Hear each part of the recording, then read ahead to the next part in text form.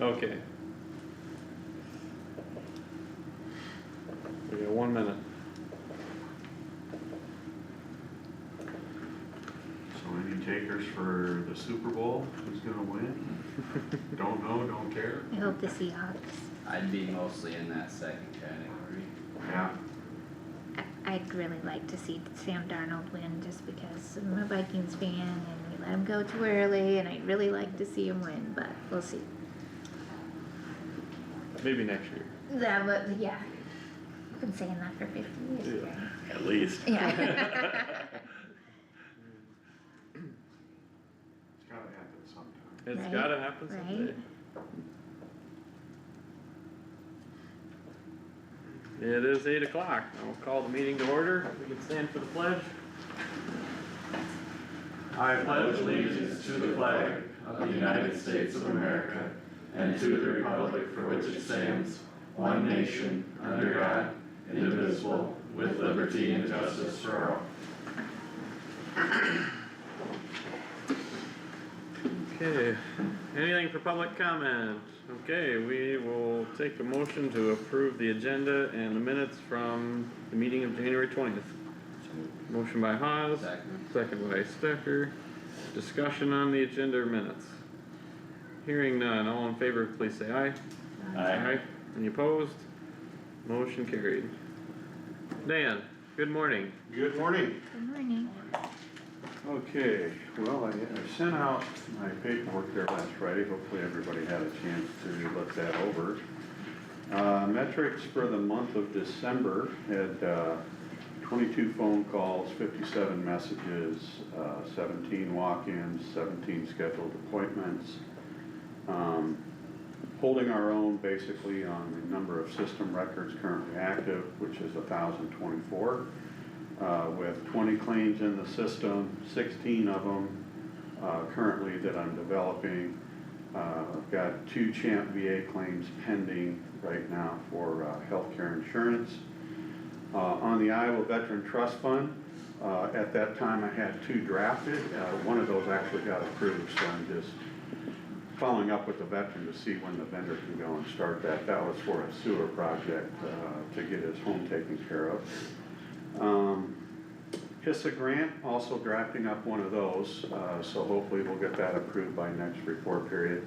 That will be for a gentleman to get his bathroom remodeled so that he can safely use a commode in the showers and stuff, because he has extreme case of neuropathy in the feet and has trouble getting around. The other activities there, kind of self-explanatory. Benefits for the month of December. Obviously with the holidays and everything, they didn't get anything completed, so that's a zero balance there. And then for the year to date, monthly awards, $65,933.05, and retroactive benefits totaling $205,962. And then you can see there on the worksheets, the DIC and survivor pension and burial benefits, all pretty much remaining the same. Did have a run here earlier this month where in about a 7-day period I lost another 4 veterans, so I'm still trying to go through and get the stuff taken care of for that. A couple of things too I wanted to share with you. Included with this report, we had the 2025 calendar metrics out of my office. That was a memorandum. Kind of keep track of the happenings and what's going on. So for the year, last year, we had over 342 phone calls, 621 messages, 253 walk-ins, and 256 scheduled appointments. Did a little bit under 1,000 VA forms at 934 forms. We did 22 grave registrations, just a lot of things going on. Total postage mail out was 164 pieces of mail that we ran through the meter there to get out to veterans on materials and their benefits. The key takeaway that I'd like to emphasize over all of that on both pages is the fact that, once again, on the GDX report for 2024, doubling the federal benefits to come into this county since I started. That's quite significant. That's federal money being received, and when I started, we were at 6.1, and then in 2024, we're at 11.1. So not quite exactly double, but pretty close. So working to maintain that glide path and continue on. The other thing there that I had in the packet for you was just the notice of the 2026 dates that the VA committee is going to be meeting. We got that hammered out. The one thing that is not reflected on this memorandum at the time was the state association will be having a spring school as well in May. So then the toss-up becomes, okay, which one am I going to, May or April? Right now I'm leaning towards May, if we can, but more to follow on that. And then also I did have a commissioner who had resigned from her position, Commissioner Bernhardt from Bancroft. She's got some other activities that she's involved in with respect to the city council, the Rotary, the Young Ladies Girls Golf Club, and many other things. So she said she needed to step away, and I understand that. She had been with us, I think, right around 5 years. But Mr. Chairman, I just wanted you to have a copy of her resignation there. Thank you. And then with that, there was discussion by the commission as to her replacement. And so the commission asked me to go back and take a look at the previous applications that they had already interviewed before. And I did that, and I reached out, and so after this, I'll share with you kind of the results of that. And then the other thing, Mr. Chairman, was the signature, if you will, on my evaluation. And if you could take a look at that and then Sure. sign it, and I can get it back from Tammy Okay. once that's done. But I'll get that put in the file. But subject to your questions, that's kind of what took place for the month of December and wrapped things up. Any questions? Yes. When you said 6.1 and 11.1, you're talking about $1 million? $1 million, yes. And how many veterans are there in Kossuth County? I don't have an actual number as to the total number of veterans. I only have a number of the total number of veterans receiving VA benefits. And what I have right now by my count is 1,024. That's a lot. And I'm sure there's more veterans than that. I find, and I've been adding to this database, maintaining my records here every month. And, you know, when I first started, I had 524 records in the database that we were accounting for, so essentially a little bit more than double that. I'm sure we have more than 1,024 veterans in the county. I'm trying to get closer to that number. I'm also checking it against the federal GDX report, which is based upon that 11 million that I quoted you, to see what they're using now. At the time, they were using older census data, US Census data. I pulled my information from what I could find for 2023.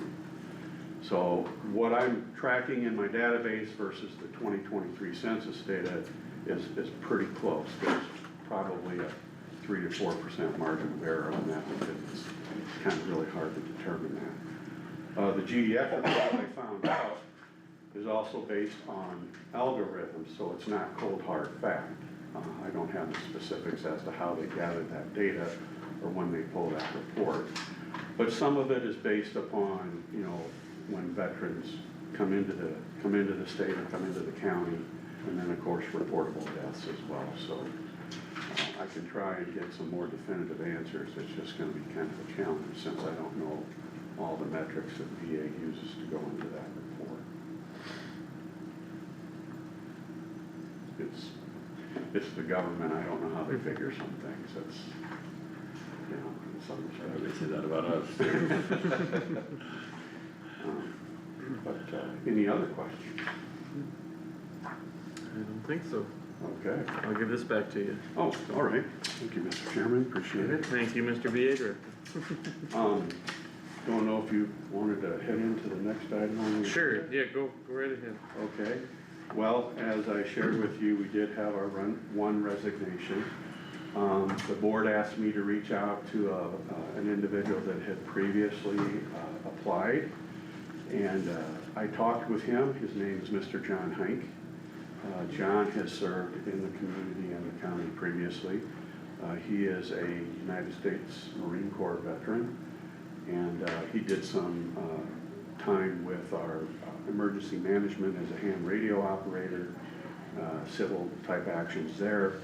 He also served as a deputy sheriff reserve at one time when I was also on the sheriff's reserves, and periodically assisting my office as a driver in transporting veterans. So we talked to John, and John was interested and said that he would be more than happy to take over that if approved. And he met with our commissioners at our last month meeting, and they all agreed that he would be a great fit. And so the commissioners asked me to present his nomination to you for consideration, to see if he would be accepted as the commissioner, replacing Commissioner Bernhardt.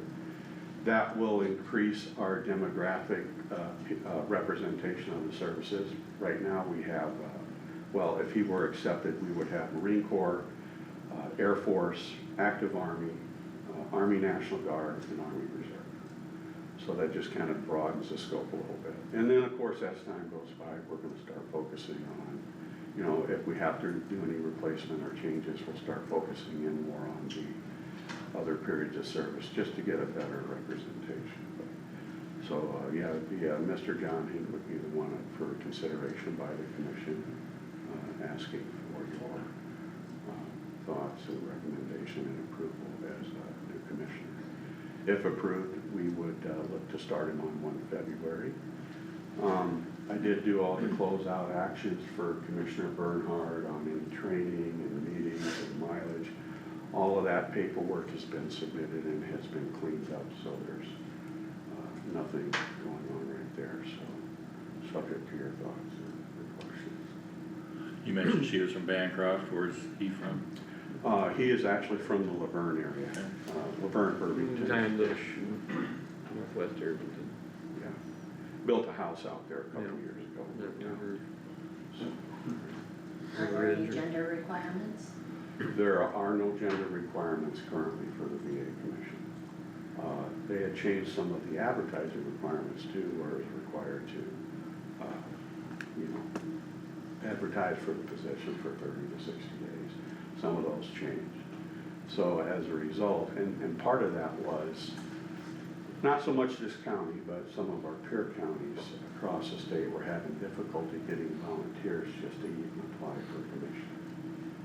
And that's still somewhat of a hindrance for some of the other counties, just trying to find veterans out there that would be willing to serve.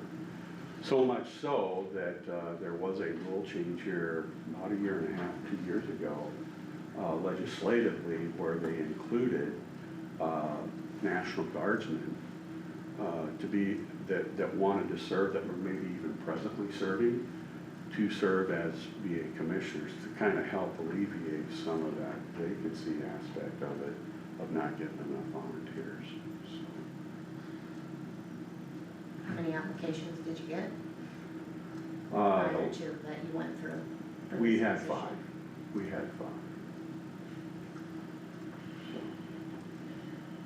So, Is there interest in I'd making a make a motion to motion to appoint John Hink?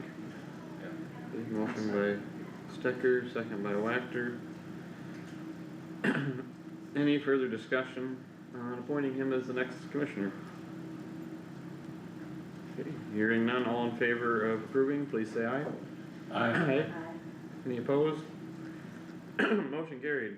Something in my throat. all right. Thank you. I will work with Yeah, if you want HR to, please. and start some of that acceptance paperwork that he needs to do, and I'll get an oath ready for him. And Carter, if you're available on the 12th for 5 minutes to swear him in or someone. February 12th, Yes, that'd be Thursday, 4:45. Thursday at 4:45. How long does your meeting go? Our meeting goes about an hour. Okay, could I come towards the end of the meeting? Absolutely. Okay, I'm gonna write it down. I'm working in Storm Lake that day. Oh, okay. Alright.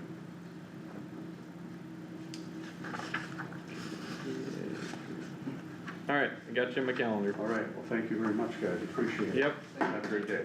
Thank you. thanks, Dan. He's coming. Okay, sounds good.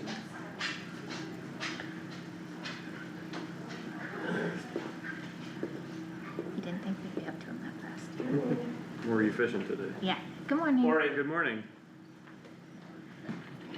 Okay, We are up to the treasurer's semi-annual report. you bet. Okay, this report is from the time period July 1st, 2025 to December 31st, 2025. And I think you all got a copy of the Yep. report. And as you can see, we have the first column would be the name of the funds, and that take place in this report. And then the second column would be the balances at the beginning of the fiscal year, July 1st, 2025. And third column would be the revenues in each fund, and then the total would be accounted for, and then the disbursements, so, and then the, ending fund balance as of December 31st, 2025, and the last column would be the warrants that are still outstanding that haven't been paid. Any questions on that?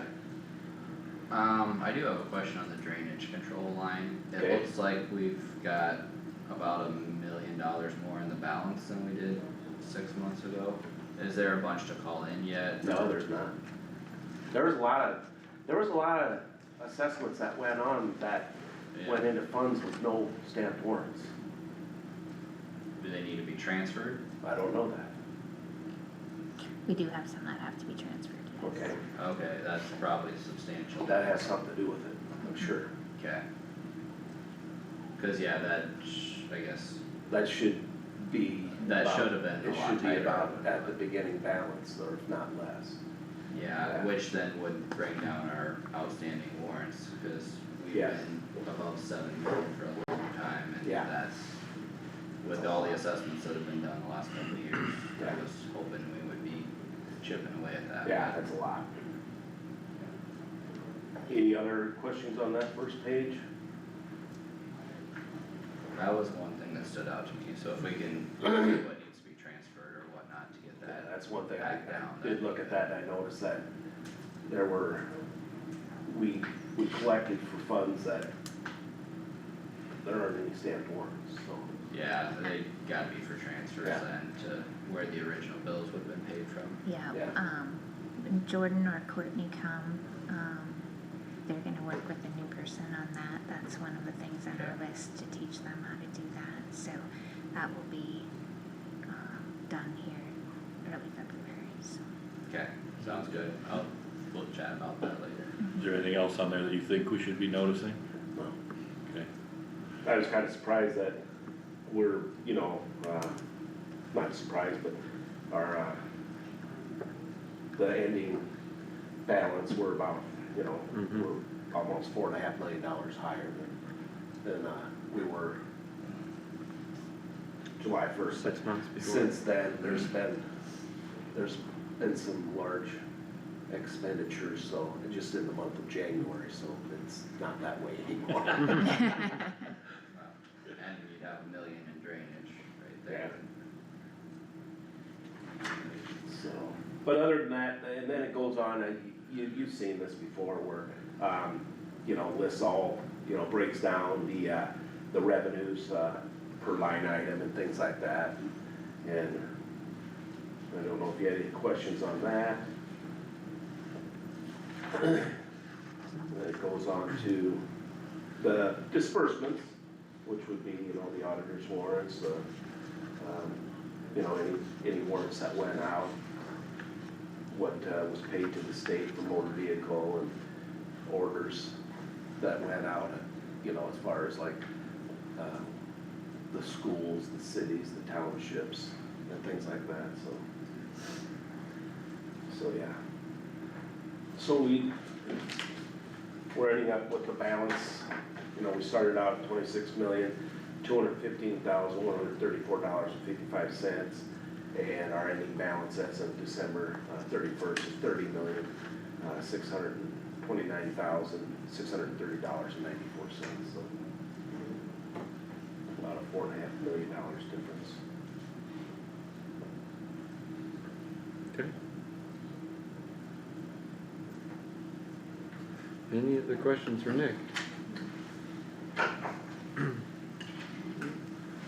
Is there a motion to approve the semi-annual report? Motion by Garmin, second by Wactor. Any further discussion on the report?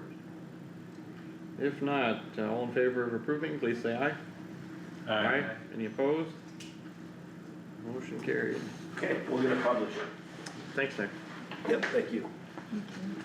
Still coming I over? know, He is. yeah, I know last night he had mentioned he'd probably be here around 8:30, which I thought would probably be fairly close, but we've been Okay, moving, so that's fine. I don't know if We can, skip him and come back. we can acknowledge.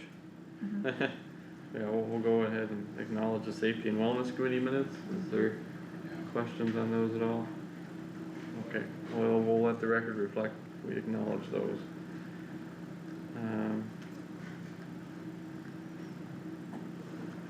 Well, do you want me to give him a call and see where he's at, or? Good.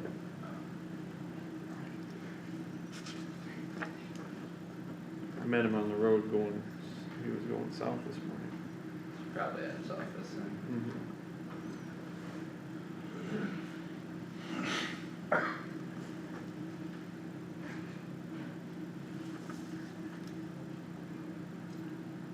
Hey, morning Phil, Carter Nath here. Hey, we are ready whenever you are. I'm not sure where you're at in your day.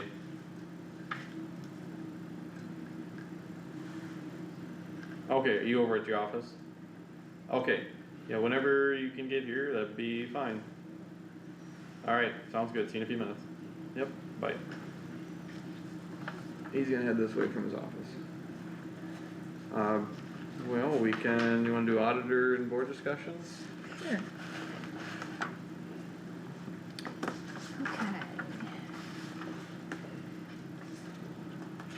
So. Next week at 10 o'clock, we have DD 80, that's 10 and 70 improvement informational meeting. And then just our regular stuff and then we have been working on a longevity policy.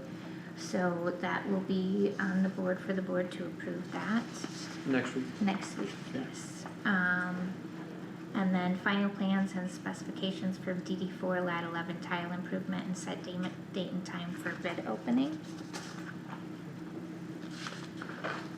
And then I did talk to the city of Algona. They did send an invoice for the liaison for this year, so that is coming out of, probably February's, budget, so that will be paid, this fiscal year, so we won't have to wait for that. I did talk to Melissa about the fair board. They have to submit fundraising information in order to get that $5,000, and they haven't yet, and Melissa did call and leave a message for Morgan. I don't know if she's gotten a call back from Morgan, but we have reached out to them just to remind them of that, and then, see what they, do from there. Speaking of the fair, Scott Schulte called me yesterday and wondered if they could be on the agenda, next week's meeting if we had time, so I was gonna check and see. Achura would like to be here and present the architect as far as more concrete and a detailed plan of what they plan to do with the grandstands. Is that something that could fit into next week's agenda? Yep. Okay. Mhm. Do you know what time I should tell him? Probably earlier than 10, cause we have that informational meeting at 10, so I don't know. 9, I guess I could put it on for 9. Okay. Because it's before our TIF conversation, so we're not, Well, that's why, aren't we gonna have that conversation next because week that's on too? next week, right? Yes, I have that on there, Buffalo Township Urban Renewal next week. Why don't we can so- put it on for 9, Just so, yeah, just so we don't do the TIF discussion first, cause that might be pertinent to what we talked about. Sure, Yeah, and I'll probably do the TIF after the 10 o'clock improvement hearing, just so Okay. we have time. Yeah, yeah, Okay, and this'll just be pertaining to the grandstand project, and Austin Peel will be here, to talk about that. It won't be pertaining to Don's ground, okay. for next week anyway, yeah.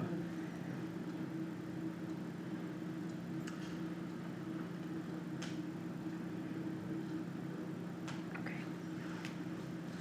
Okay. Keep going. Okay, we're getting ready for special election March 3rd, which will be here before you know it. We do have 2 new employees starting. Heather Estes will be our new drainage clerk. Say that again. Heather Estes from Laverne, and she will be starting February 9th. And then Janine Foster from Livermore will be replacing Kirsty. And she will be starting February 17th because the 16th is a holiday. Just another reminder, the 16th is a holiday, the courthouse will be closed except for the auditor's office. Because of the election, the primary election, we are mandated to be open till 5 o'clock that day. Oh, So the auditor's office will be open on that holiday, the rest of the courthouse will be closed. So, we will put information out that our office will still be open on that day. okay, And I think that's all that I have. No reflection at all on, I forget the name already, the gal from Livermore. Yes. I'm just wondering, and I realize a person with a Livermore address could live in Kossuth County probably, but do we have any requirements about living in the county as far as general No, employees? we have employees that do not live in the county currently.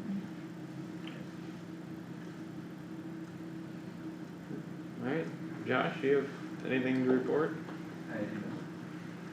Amber? I had an early childhood, meeting yesterday, first finance committee meets and then our regular meeting. And our regular meeting basically was about everything with the finances too. So we went over the balance sheets and payment requests. She gave us kind of the mid-year financial report. And, then we went over like the literacy grants. Just a lot of things that she kind of keeps. She does a really nice job. She's got a lot of different buckets to try and keep balanced of this money has to be used for this has to be used for that, and there can't be a lot of switchover. She has some leeway, but anyway, I'm just kind of trying to get used to all of that stuff, so, so yeah, that was kind of the gist of it. And those are up in Bancroft? Yes. Yeah, Yep. I attend on the computer. sure. Kyle? Yeah, I had a couple, so we had an EMS advisory council meeting last night, I think we'll probably talk about most of that with Phil here. Then I had CIJDC on Friday. We talked about the 2080 and bylaws. Well, first off, we're gonna be doing a forensic audit for the last 4 fiscal years. There's some things in the books that we feel need to be looked at, especially after changing of our executive director. We're also moving forward with doing a compensation study to have a outside firm look at compensation of our employees versus other detention centers and other comparable entities.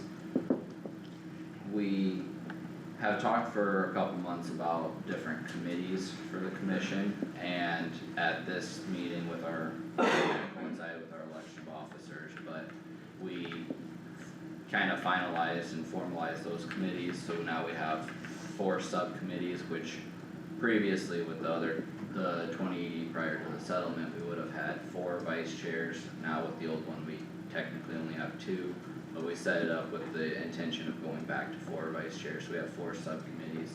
And I really think that'll be a huge boost to the organization, so we can have groups that look at specific issues and report back to everybody with a more in-depth focus. And that's been in the works for quite a while. we talked about the 2080 and bylaws. There wasn't a ton of discussion on that this time, but the big item we are waiting for is a kind of a response or a legal opinion on the financing of the organization, like any debt, if that's able to be done under the 2080 or if it needs to be structured differently, because we had a comment in our audit from the state auditor's office about that. So we're trying to confirm or clean that up before we move forward with a new 2080. And otherwise, financials and all that stuff is looking pretty good, so we're moving along. There's been some, like under just our discussion correspondence, there was a meeting our executive director and 2 associate directors went to here just on Tuesday of this last week down in Des Moines. And that was with a lot of the heads of JCS. They had some questions and potential concerns. Sounded like they were very impressed and satisfied with the answers and how things were going to be handled moving forward. So I think we're on the right track of rebuilding a lot of relationships across the state, which should be very important and valuable down the road. But this was the first meeting that was officially adjourned in less than 2 hours for well over a year, so I think we're getting back on track pretty well. Good deal.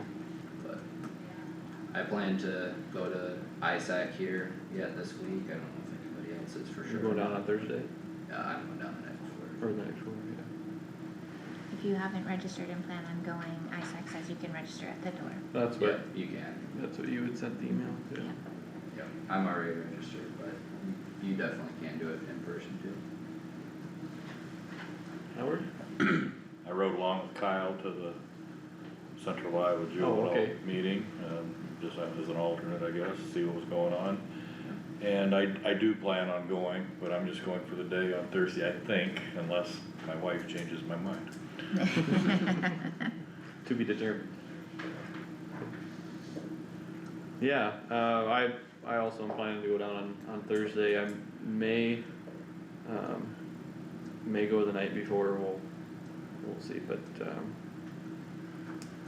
there's some, pipeline discussion to be had the night before, and I was seeing if I could work out catching that. I did visit with Melissa Lear, former CEO of Care Connections, in regards to how we want to fund Marissa's position moving forward, and if there's any options through the new state alignment districts.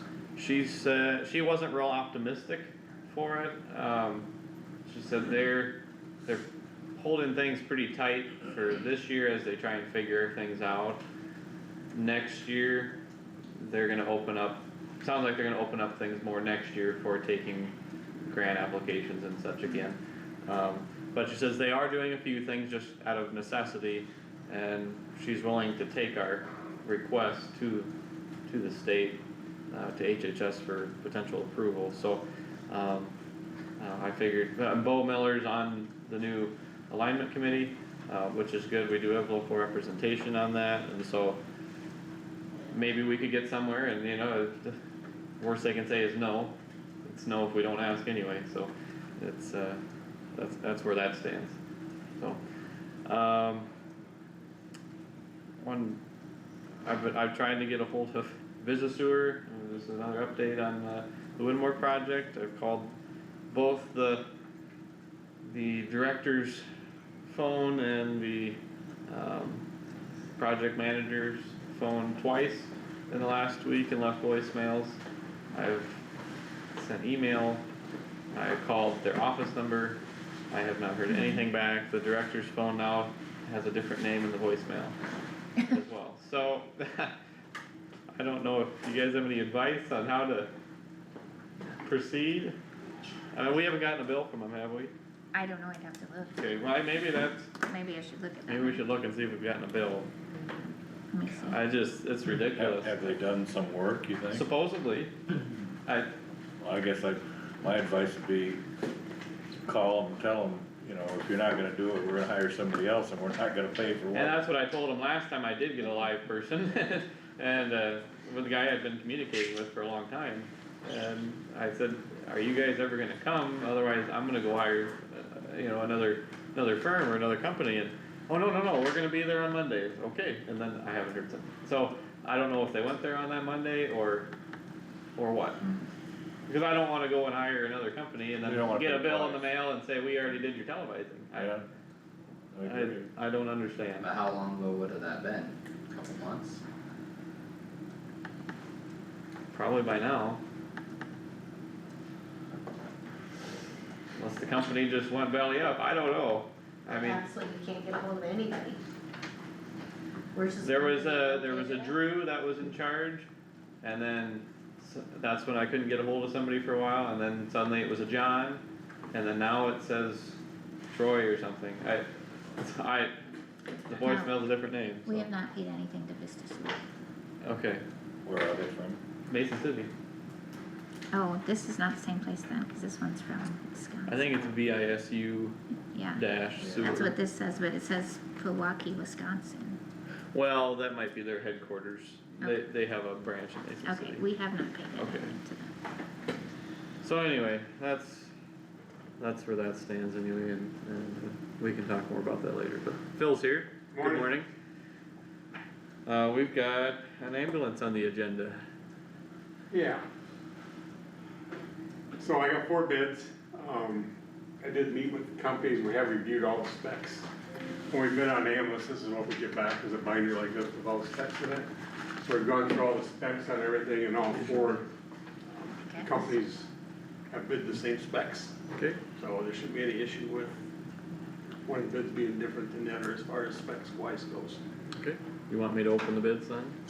Were they advertised, or how did we go about getting these We bids? we send out, actually, part of our bid process is we send out, so this is what we send out to the companies, is this section right here, it's a list that we put together, what we require in a vehicle. And then they comply with that, and, or not comply, if there's certain areas they can't comply with, and they make that noted to us. We send that out to different companies, and then we see what we get back. I sent to one other company, and never did get a response back from them. How long ago did you send that out?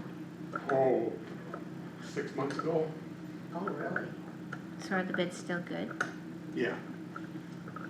Are your requirements vastly different than other ambulance services?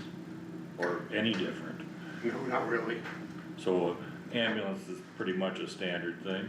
No, when you spec out an ambulance, you're specing out each individual outlet, each individual cabinet. So they are different from They others? can be, but overall, they're kind of the same setup. But it's where do you want your outlets at, where do you want them at the cabinets, where do you want them at the walls? Where do you want these controls, where do you want these controls? Do you, Oh, no, go ahead. No. do you do any preference as far as make and model of chassis or anything like that? We did check Chevy, Ford, and Dodge, and right now Ford is still, the best bid. So No, each of those 4 companies can represent any of those brands? Correct. This year we did go with the gas rather than a diesel. I feel the gas motors now are strong enough to do what an ambulance does versus a diesel. Depth is an issue with the ambulance, with our short drives, our high speed starts and stops and this and that, we do have problems with depth. So if we can get away from depth and go with a gas motor, plus we save about $15,000 on a gas motor versus a diesel motor. Just out of curiosity, if you send that out 6 months ago, why did it take so long to get bids? And did they just send the bids? Like, okay. No, I think we had the specs and everything probably mid to late November. So then we started reviewing specs in December. I took it to our advisory board. And then back. So these bids didn't come until this past month. Yeah, sometime Okay. November, December. Month or two. I was just curious, cause I didn't know if we should have approved something, you know, about getting the bids and things like that We prior would have to. approved going forward with getting the bids for the ambulance for this one a long time ago. Correct. Probably, I don't know off the top of my head, but probably into 24. Cause we're talking about the. I would say it was purchase now probably May for or June of 28. last year we started the process. Maybe it was later than. I'd have to look back, I know it's been a while. The months run together. But you're waiting for another ambulance, right, that was long Correct. since? Correct. Yeah. This one here that we're approving will be fiscal year 2028. Okay, Yeah, So I'm sorry to interrupt, Nope. but you have been approved for $200,000 of ARPA money, you have $150,000 in this year's budget. That has to be spent this year, what is that paying for? That is for the vehicle that's already been ordered 2 years ago. And when is that supposed to come? Hopefully in the next month. Okay, yeah, it's close. okay, just wanna make sure that that's being spent before the end of the fiscal year. well, wanna open the bids? I suppose. Okay, Or is there an obligation to take the lowest one, or is there a preference? Do you have some, before you open the bids, do you have any other? The main two companies that we've worked with in the past has either been Wild Coach, which is Feld Fire, or Lifeline, which is Clokey. So those two we have good local representation as far as repairs go. okay, Will you, after we open the bids, will you be, I mean, are they gonna be examined first to make sure all the specs that you had in your book were met? We have done that. So I would send specs separate. So I when think it's- Amber, you haven't seen the bid yet, is I think your point. Right. Yeah. No, the specs, I have them send me the specs so I can look through the specs before we get to this process, or would it just be, Oh, before they bid, that you have to approve their specs, yeah. and that they're all the same? Cause some of them could send back that they couldn't meet Yeah, a I know certain that the book criteria. is the specs, but I'm just asking the process is all I'm trying to Yeah. figure out. Okay. Okay. Open, okay.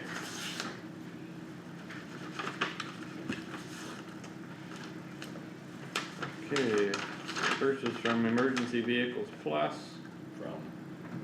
from Holland, Michigan. This is for a 2027 F-450 road rescue type. Price is $347,486. $347,486. And you said a twenty That would twenty-seven, be Road Rescue is the brand of that one. a 2027 what? 2027 F-450 road rescue. And who was the bid from? Emergency Vehicles Plus out of Holland, Michigan.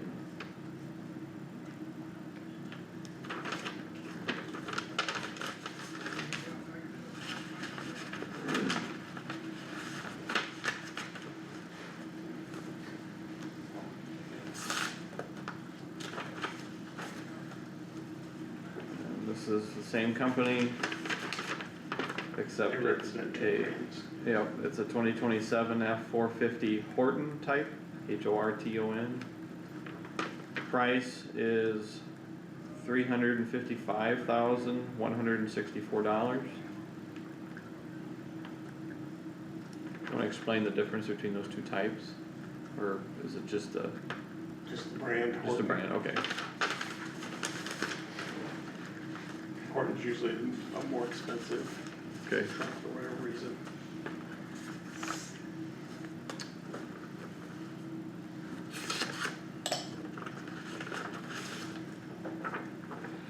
this next bid is from Feld Fire, F-E-L-D. This is for a wheeled coach type, F-450, 4x4 gas ambulance. Price is $319,705.00. Where are they from? They are from Carroll, Iowa. EDM Feld Equipment Company. Can you tell me the type again? Yeah, It's a wheeled coach type gas ambulance, F-450. Well, they have it worded out, it says $319,705.00, and then the number is $320,705. So exactly 1,000 difference? Yeah, We'll go with the written. we'll go with the written. But you might wanna check on that. Alright, let's see. You said 4x4, is that what you do? This one, yeah. That's all right, that's not, I mean, When we looked at when we started the process, it's $1,500 difference between four-wheel drive and two-wheel drive. yeah, that's It's what only you're $1,500, Typo. that's frightening me.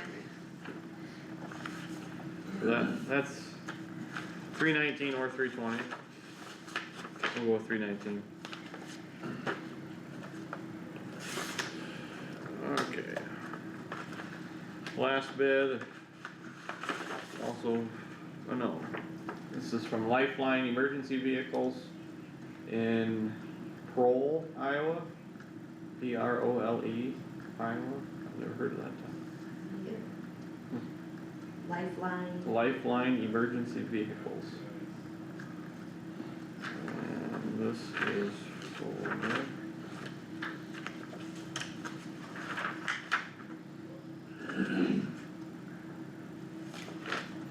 Gotta find what it's for.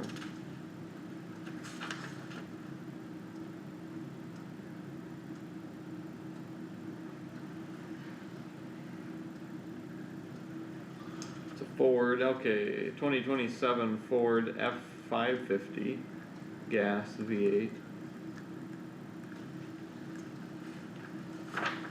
And price is $348,857. 348,857. are all of them gas? Did you specifically ask for gas? Like, okay, because we only said it like in two, but I was thinking. Two specified gas in the description. Yeah, And it may have specified it later in there that it was gas too. Yeah. Yeah. yeah, I was just double checking. Okay.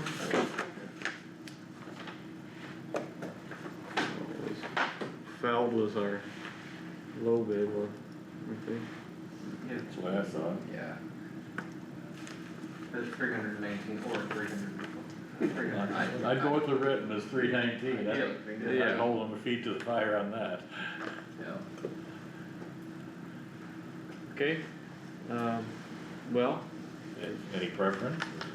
I'd go with low bid, I mean, expect out the same. okay, The only difference Other than after the reading the 550. bid, one was a 550. right, Um, right.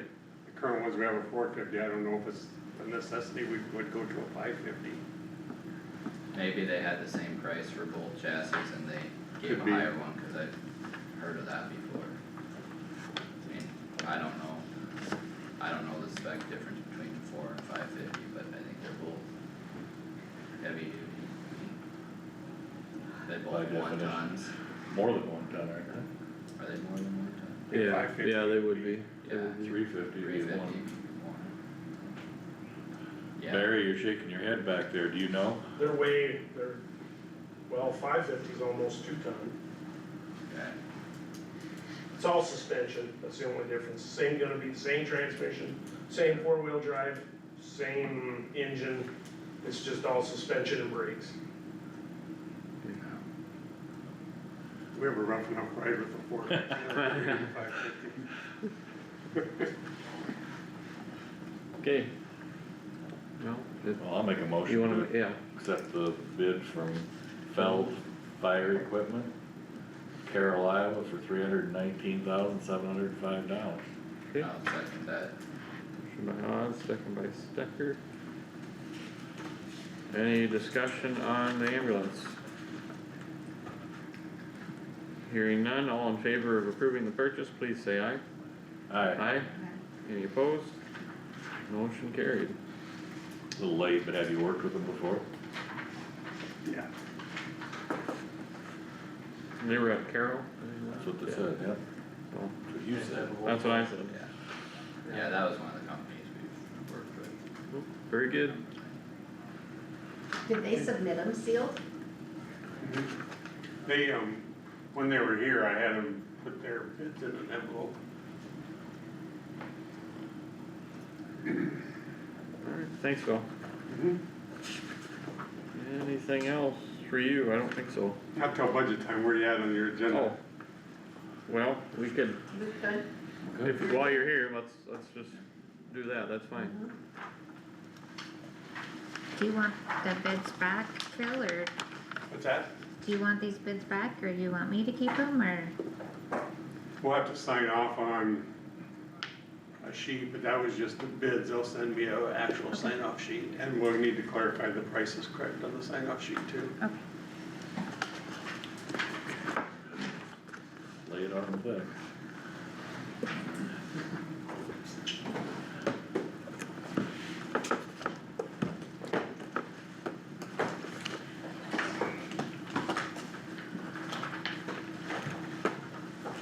Okay, ambulance.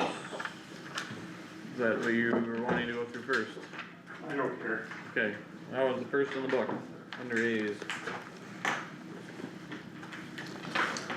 So we did have a meeting last night and went through our budget stuff last night, so there's a few changes to what you guys have in your packet. Okay, I don't know if you wanna go through it line by line, or how do you wanna proceed? yes, please, if you wanna, Okay. especially the changes, if you wanna highlight that.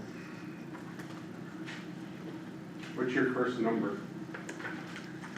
First number, There's not a lot, it's for law, it says law enforcement center, $60,000, but you don't have anything budgeted No, for it. that'll be gone. But that's where ours starts. Okay. Then it rolls into officers' salaries, down to other help, FICA, IFRS, all that stuff. Page one. All right.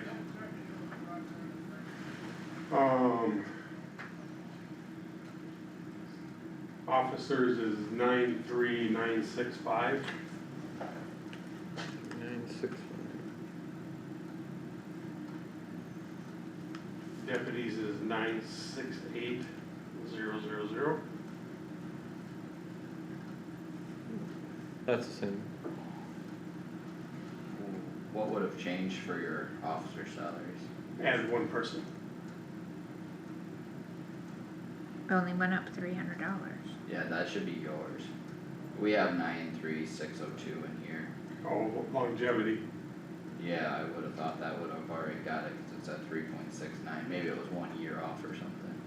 I don't know. I don't know, that's what I got from Melissa. The 93965. Yeah.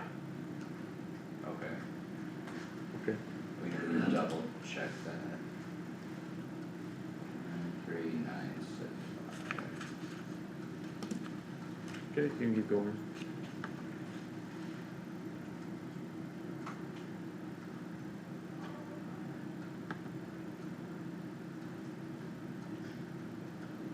Other help would be Yeah. next. Yeah, you can keep going, Phil. Okay, other help, we wanna raise that to 120. 120. And the reason is we reviewed salaries last night.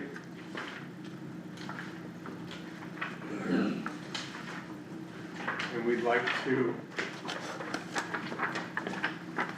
this is current list of EMS salaries.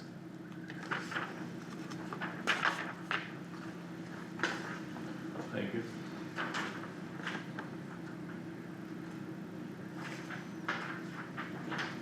I shouldn't say salaries, hourly wages. So the very top part up there is the full-time staff. It shows what their starting wage is, it shows what their probation wage is, and then what full-time wages after 6 months. That we're gonna leave with a 3% increase, and those numbers are off to the right where the 3% increase is, and I only listed just the amount that was, after the probationary period, but both numbers will change by the 3%. What we're looking at changes is down at the bottom of the volunteer staff. What I presented to the advisory council last night was For example, the drivers currently get paid $15.90. I proposed the changes that are off to the right to $20 an hour. And the advisory council voted to make the volunteer staff wages the same as the full-time wages. So instead of the $20 an hour, it would be the $21.29. So the EMR driver would be the same price at $21.29. And then the hours would change accordingly to match the full-time staff. So the only difference between the volunteer and full-time staff is gonna be the benefit side. Yeah, and we had a lot of conversation about that. We even had some other staff members that were there, and between Phil and the other staff members, they had shared the issues getting other people to volunteer per se, or drive when you got calls at 2 o'clock in the morning and stuff like that. It's those rates have not been adjusted at all since the ambulance service transitioned over from Algona. So it's just kind of one of those things that was left stagnant. And we really thought that from a operational standpoint, we would actually reduce overtime by being able to get more people to answer the call and say yes if the wages were comparable to full-time. So one of the big perks that we talked about of someone who's part-time or volunteer, if we call them in for a transport or a specific situation, from a service perspective, those times are times when we are going to be billing, we're gonna be bringing in revenue, rather than if you compare it to full-time staff. And it's not a insult against them, but it's just the nature of the service or the business. You're gonna have time when there's no calls, so you're sitting there with a readiness aspect, but We the can't get that, volunteers we or- can't get that with volunteers too. For example, if we have somebody that calls in sick and we have a volunteer that comes in and picks up a shift, they can get paid. Yeah, but you're still gonna have that expense from a readiness standpoint, but, if they're called in for a specific transfer or something like that, you're spending money on labor, but you're offsetting it with income directly. So it should help reduce our overtime costs, and we thought that that was, We rely a lot on our drivers for transfers and stuff, and call them at 2 o'clock in the morning and say, hey, $15 an hour, you wanna come drive to Iowa City? yeah. So anyway, that's what we're proposing on the volunteer side, that's why we raised that number to 120. Okay, Okay, Phil, I did check Melissa's sheet, and I think you got your numbers just backwards, cause her sheet says 93695.42. 93 what? 93695. Okay, I could. We'll actually change it to I was 696 scribbling quick for the before I came up 42 here. cents, okay, so, 696. yeah, cause it's 42 cents, so. okay, And that other help column isn't a direct pay, it's just a lump sum for anybody that wouldn't be full-time. yep, yep, So it's, yeah, okay, and then FICA and IPERS, all that we talked about, we need to adjust, I don't know if you've done the calculation. I did,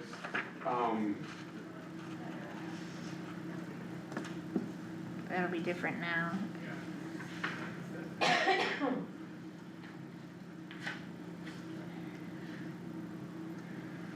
Let me see here. I came up with FICA at 90,420. IPERS, 111,580.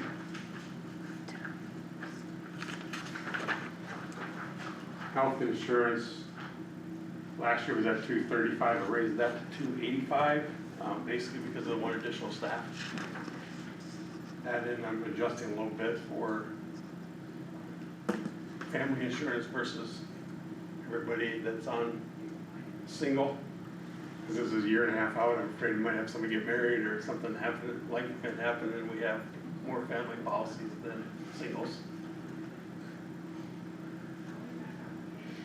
That's why I increased that one. Life insurance, 2,500, I left that the same. The next one says Bancroft, Benton, Titanca, Whittemore, Burt, Lone Rock, Lakota, Wesley, those all remain at 5,000, which is a lump sum of $40,000. Is how we split that up, and then they apply for how that money gets spent. Supplies was at 9,000, I raised that to 11,000. And then the second medical supplies line was at 50,000, I raised that to 55,000. Uniform allowance, that was at 10, I raised that to 11,000. We do have 2 additional staff from last year, So- they get $500 apiece, So that's a change to 11? yes.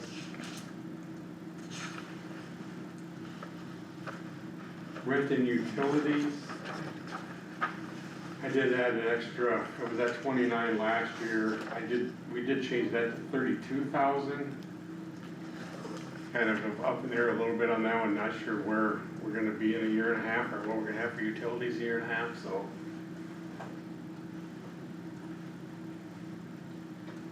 The next line was ambulance, which is our vehicle replacement line.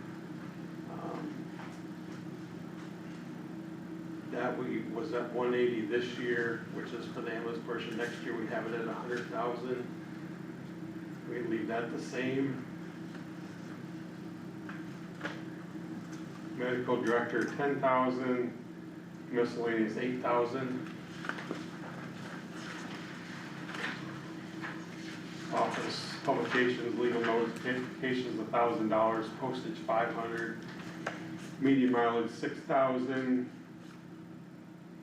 Telephone 10,000. The next one, audit clerical services, I'd like to raise that one to 90,000. Was that 82 last year? And the next one is 35,000, that will remain the same at 35,000. Education training was at 20, we'd like to raise that to 30,000. Possibly have a couple people in paramedic school next year. Medical testing, that was at 2,000, we should be able to lower that to $1,000. Equipment repair 5,000, we'll leave that the same. The next one, line 44, number 444, raise that from 3,500 to 4,000. Dues and memberships can remain at 4,000.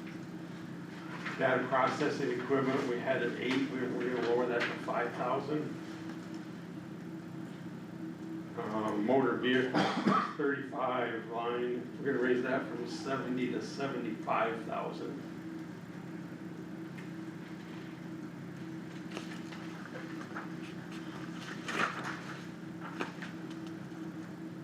Then equipment other is 92,955. 92 what? $92,955. That's the equipment? Yeah, that's equipment. Why is that so much more? 92955. It was at 65532. And Yeah, that, it's and, actually at 6273.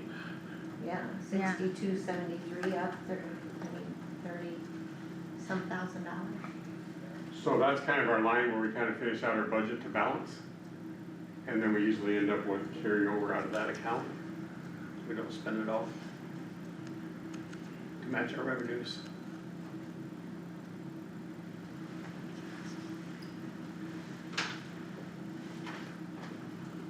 So do you have a total then? Yes, our total budget will be $2,301,920. And that will be different because FICA numbers are gonna be different, so. Okay. The numbers you figured for FICA and IPERS are different than Phil's? Substantially, or? Well, I got for FICA, I don't know what he said, but I got $90,399.74. You got 9420. Okay, so What was yours? 9399.74. Okay, $20. $20, okay. And And what then do you have for Ipers, Ipers? I'm still working on that, sorry.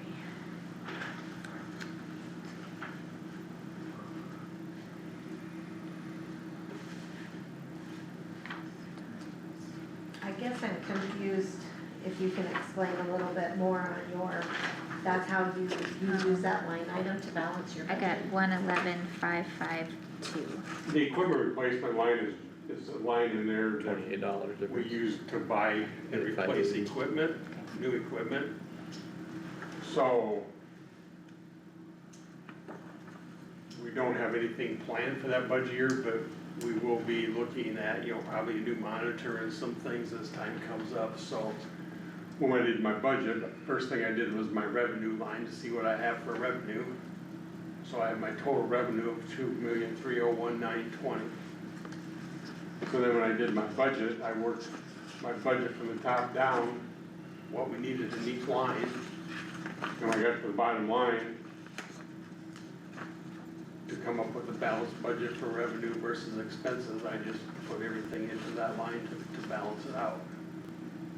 I mean, I can move it around and put it in other places, but, You're saying you get 0 on either end, kind of, but my expenses match my revenue. that's what I mean, or, But you don't, They don't I- need to. you I don't don't- have I to don't know if spend you- everything that you have, Correct. so you don't have to budget you actually should budget everything that you have coming in revenue. Correct. I just assume budget what we have for revenue and what we have left over at the end of the year is fund balance. It would be, but I guess I'm confused, that's an equipment line item, or equipment other, Yeah, and you're saying you wanna just raise that line item so it matches or all evens out with your revenue? I can see what you're doing, I'm not sure if that's maybe the best way to do it. I don't know that we need to do that, but at the end of the day, it'll all stay in the EMS fund anyway, Right. so I think it, sorry, Kyle, sorry. I think it potentially eliminates the need for a budget amendment if we were super tight on budgeting, but. you can't do that legally, you can't do something to avoid something else, you have to have a reason for spending the funds. And the thing is, in looking out for the taxpayers' dollars, if we're always gonna match our revenue with our expenses, then we can't honestly look at our taxpayers and say that levy will never go down. I mean, the purpose is to spend what you need to, not to put more expenses in to pad the budget, and then Right. next year we're gonna do the same thing. I don't necessarily think that that's a good practice, honestly, from the standpoint of doing budgets for many years. I don't think that's a good idea. When we talked about this, the other thing that, I think we should do, and I think we can do this fairly easily, but we talked about having a capital improvements fund where we do an operating transfer to that, where it holds it specifically in that fund. Part of it could be for ambulances in particular, rather than just keeping it in the fund balance. From a knowledge and discussion standpoint, I think it would be easier for everyone to understand if we had that in a separate fund, like we were talking about with the courthouse funds for the parking lot and all that, doing that transfer to a separate fund. So we talked about getting more details on a capital improvements plan, and I guess that would probably be the better way to balance things out. Because we do have things that we talked about for the future, but we didn't have finishing conversations on any of that to really get into details. But I would anticipate that those conversations would be coming fairly soon. So, I mean, I think if we wanted to move something, I think that'd be a good way to move it or change it, cause we did talk about stuff for long-term capital improvements. Ambulances are obviously part of that, but there were other things that we talked about. If you wanna change that equipment replacement line, I would be fine with putting 70,000 in a line and just ending it with that. It's not a bad thing that your revenues are greater than your expenses. Yeah, Right, it's a good and- thing. Yeah, and we talked about, I mean, the comment was made by more than one person last night, if we're not looking to just spend money because it's in the budget, so. I From think we've the proven advisory that in council. 2 years to have $1.1 million in our fund balance. Kind of proven that we're not just here to spend what we're given, we're being conscious of how we're spending our money and we're building a fund balance. No, Right, I was and just that's- confused on the process of. Right. That's what I did, I thought we Yeah. had balanced revenue and expenses. And I agree with your statement, you have a good fund balance, but hence another good reason to not budget all of, to not make those match. I mean, because you're gonna have that fund balance regardless if that dollar Right. matches or not, because your revenue is going to I exceed mean, your if expenses. you guys are more comfortable with change that 70, I'm fine with that. Yeah, I mean, like in 24-25, we used 78,000, and I know that was for some monitors and stuff, and I don't remember what all else would have came out of there, but it's not like it's a line item that's been barely used, I mean, there's a couple others, obviously are used year to date, it's only at 25% right now. We just ordered a $45,000 monitor, so that'll be coming out of that line. Yeah, For for the fiscal year we're This one. budgeting for, or this No, year? this current one. Okay, so then that's gonna take, That'll it's use all gonna the be rest of your 60. 60, and we spent almost 80 the year before, so. I mean, in all reality, it probably isn't that far off in general, but if we wanted to bring it down some, we could.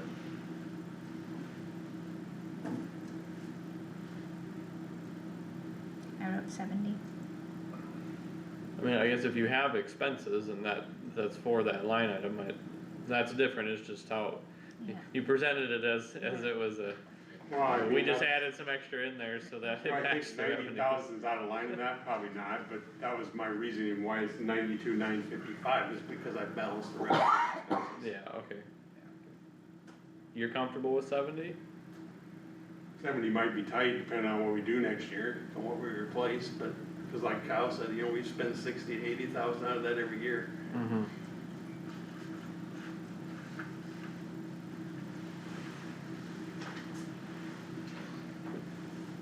Well, looking at last year, 78,000. I'd be comfortable with 80 in there, just to make sure it's covered.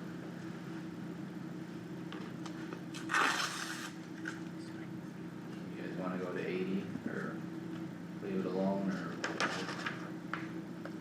I don't wanna leave it alone, I don't wanna leave it at, to make our expenses match our revenue, I don't think that's a good budgeting practice.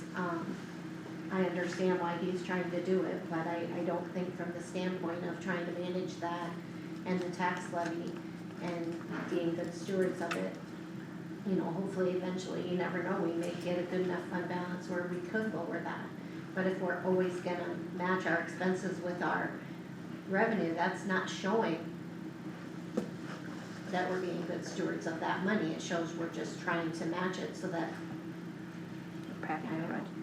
it just, Well, that's fine, but I mean, as far as what are your expenses gonna be? You don't know. We're probably gonna replace another monitor. We've been trying to do one of those a year, And each one of them is 45-ish right now. because when they bought them last time, they bought them all at one lump sum, so now they're all phasing out, and Okay.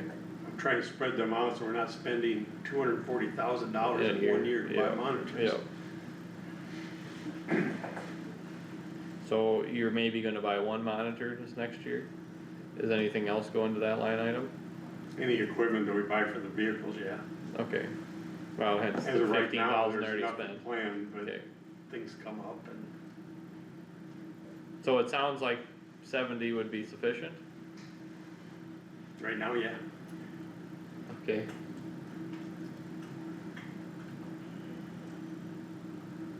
I'd be more comfortable with 80 than 70, I'm not opposed to bringing it down, but I'd be more comfortable with 80. That's fine too. I mean, what does the board wanna do? Meet in the middle, 75. That's my kind of logic too, if we're debating 70 and 80, put it at 75 and. Alright, we're gonna put it at 75, moving on. Okay,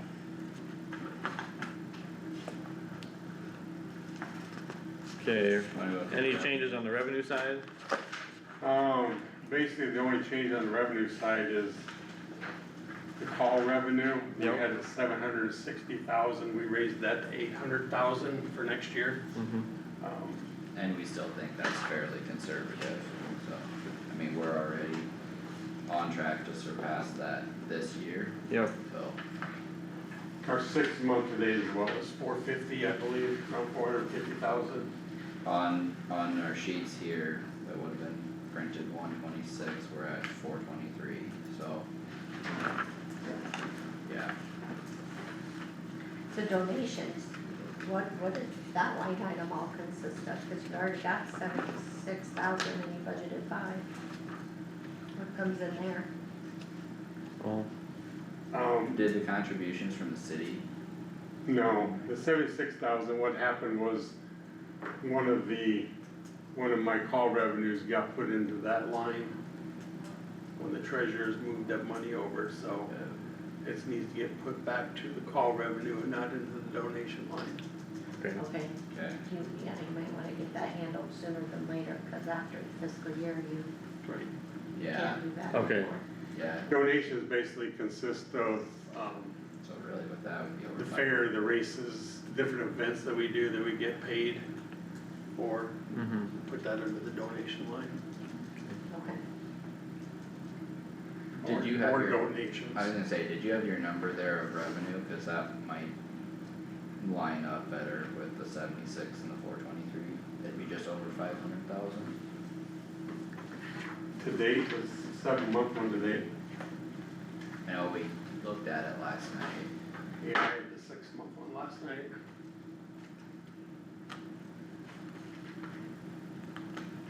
either way, I mean, it's still revenue, but yeah, we should get that switched, 6 months was 423.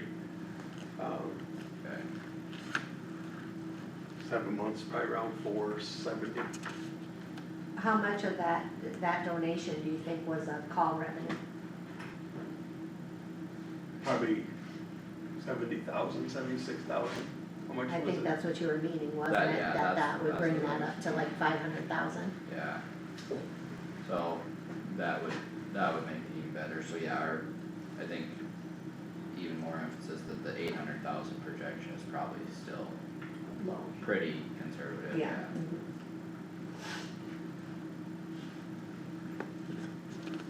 The other ones on that, the other ones were all kinda the same, but And then the rest of the numbers on the revenue side are all the tax levy numbers that I got from Tammy. and that's not, the tax levy isn't on our revenue sheets here, but That's the difference between the 2,300,000 and this.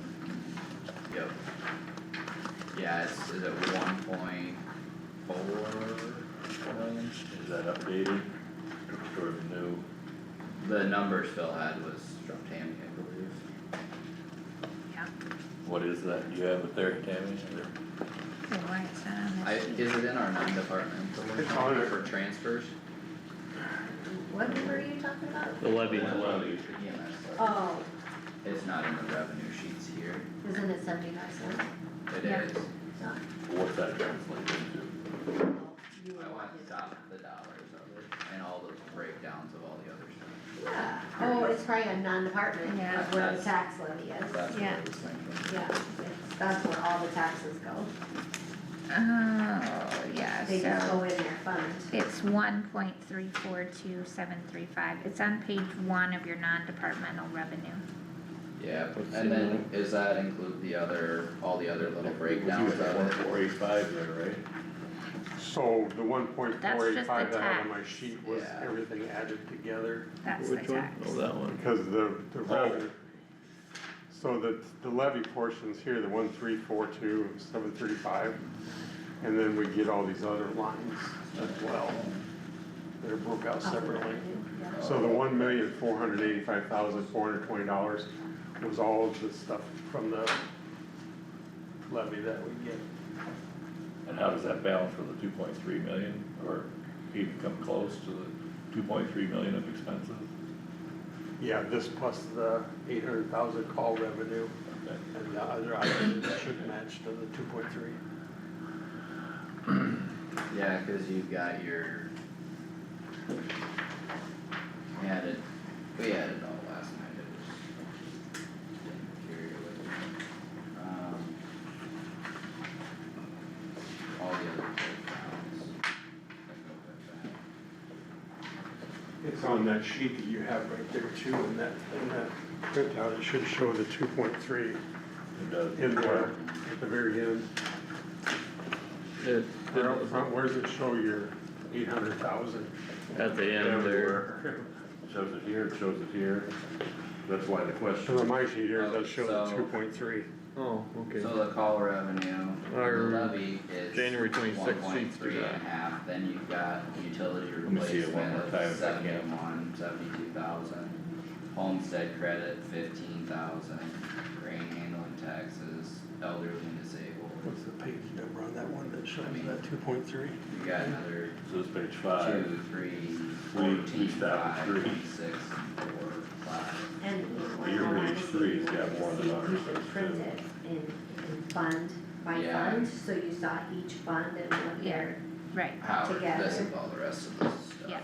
so I- the printout he I'm has 2 is by point. 26,000, It it all doesn't works include out, all the yeah. other ones, so yes. in all actually, that is probably easier for us to look at too, if it was like that maybe. Yep. Thanks. Do you guys want me to print this other breakdown? Sure, I could. I can make a copy of these sheets too if you. Just to go over it, I think we should have it.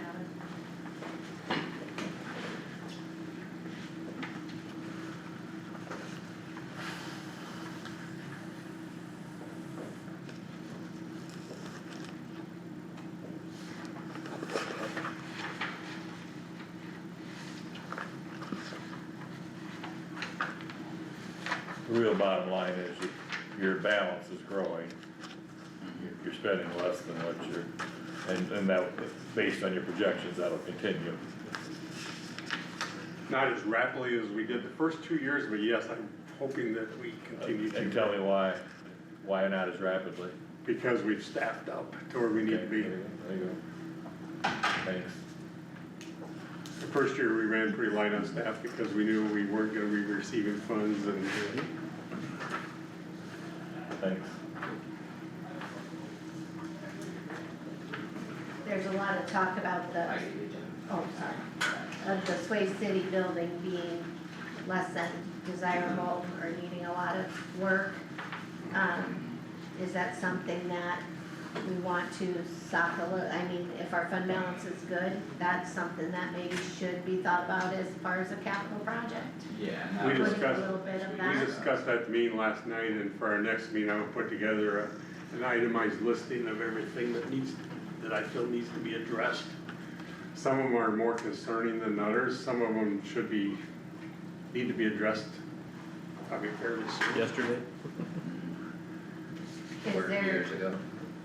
yeah, is there room in your budget this year to do anything before the end of the fiscal year to do some of those things that you say are right away, but I don't know how expensive you're talking, but is there any room in your budget to do some of that? And then if we budget for, a little bit to go in a separate fund for next fiscal year? Because obviously we got to do the budget now, we can't wait for, Right. your next meeting, Right. obviously. Yeah, I mean, I don't know what the cost is gonna be to do everything. I mean, it's not gonna be a huge bill, but things add up. So, We need doors, we need windows, we need flooring, we need.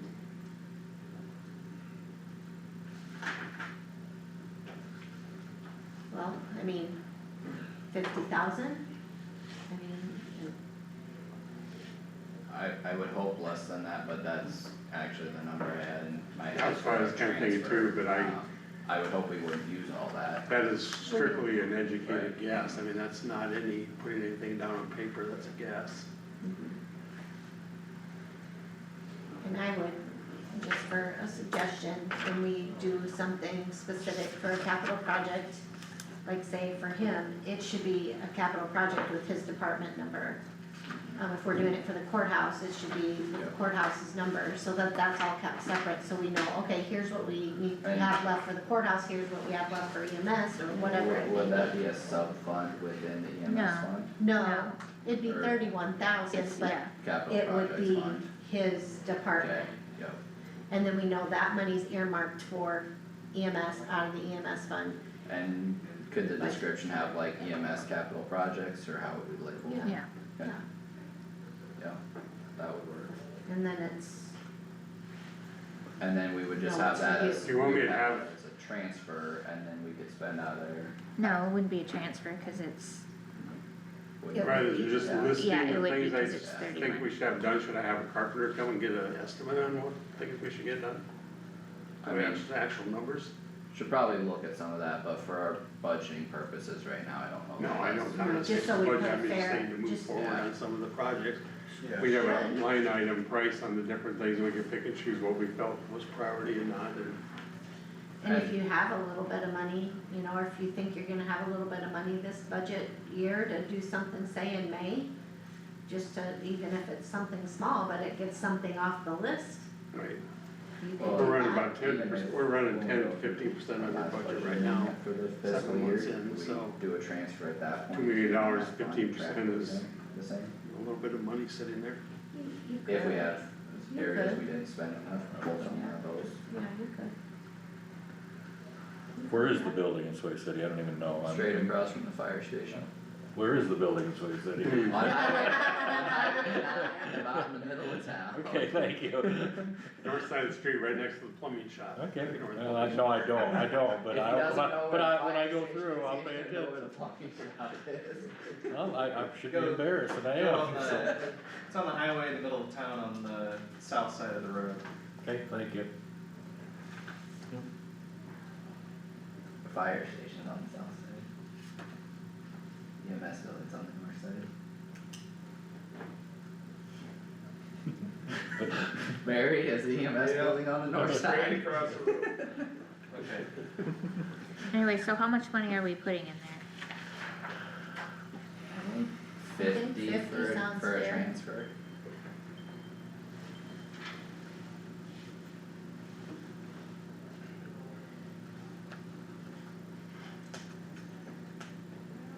Okay, And so we have to do the transfer and then, of course, for him to spend. Expenditures on, off the backside. Yep. Yeah, and that was part of the discussion, we didn't get into all the weeds, but the establishment of a capital projects fund to know that we've got stuff for an ambulance, we've got stuff for whatever else. We thought that would be valuable for everyone to be able to see that and know that there's money there, but there's things that it's being used for rather than just having it as a fund balance. Right. It's just restricted that way, you know, Yeah. to only be used for that, which is a good idea when you have bigger projects. Do you own that building? So Sway City owned that, so when we did the transition, the agreement to county, the property was signed over to Kossuth County, but there's a clause in there that says if we vacate the building, it goes back to the city. We vacate the If we building. vacate the building, Building. If we then would, the- if we it would revert stop back. Okay. operating EMS as a county entity in the city of Sway City, we give that back to the city. Or even if you moved, you'd give it back to the city. too. Correct, Correct. yep. Okay. Which is a consideration, we put a bunch of money into it, is this, you know, what's the long-term goal and stuff like that too. Yep. I want a report on that too. Well, we barely touched on it last night, but that was a part of the conversation. There are some things that are safety issues that need to be addressed sooner than later, cause even if something happens down the road, I mean, it's not gonna happen soon. Those projects take time. Yeah.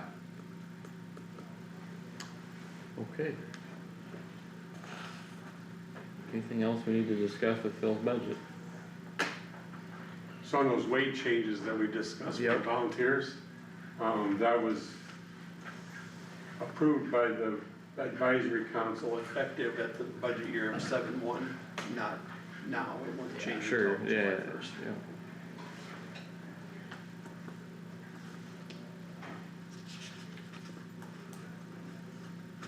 Okay, I never know when to shut up and let things go. no, but- go ahead. So if you're bringing the part-time help for a description, all purpose only, or the volunteer, or the call-in, or what, up to equal, is next year the full-time help gonna say, well, now they're making, that's not gonna happen? Okay, alright. Thanks. What do you need, anything? Medical death investigator? Yep, that was pretty simple. So do I need to do something with that for the agenda, or is it just part of the budget process? As part of the. Budget. This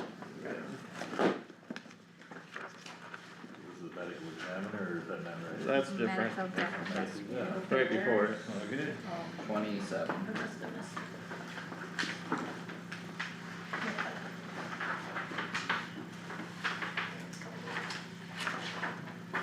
It's like you pretty well left everything the same except the wages. Yeah, I did. Not much to adjust there. So last year, we run calendar year with medical examiner. 2025, we had 145 deaths in the year that we handled. So far in January, we've had 20. Wow. So after I did those numbers, and then all of a sudden we had 20, I'm thinking, is that 3% enough? Who knows? I agree, who knows? Get out your crystal ball and tell us. Yeah, I was on this weekend, we had 7 over the weekend, Had 7 what? deaths over the weekend. So hopefully February is a little quieter and we get everything caught back up to where it should be. Yeah, Do you guys just switch on and off? How do you do that? How do you guys Yeah, we do balance a week on, week off, or week on each person. So we have 3, so it rotates around every 3 weeks. that? It's you, Carissa, and Brian's breath. Brand's right, yeah, that's right. okay, I don't have any questions.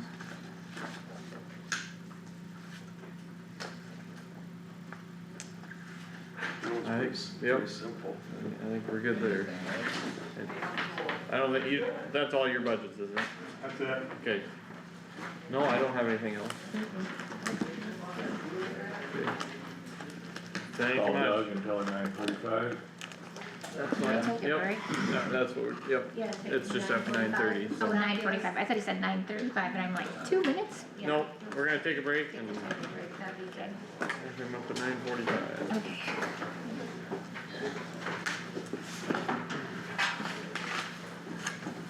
Hi Doug, Howard Haas, 9:45? Okay, alright, yep.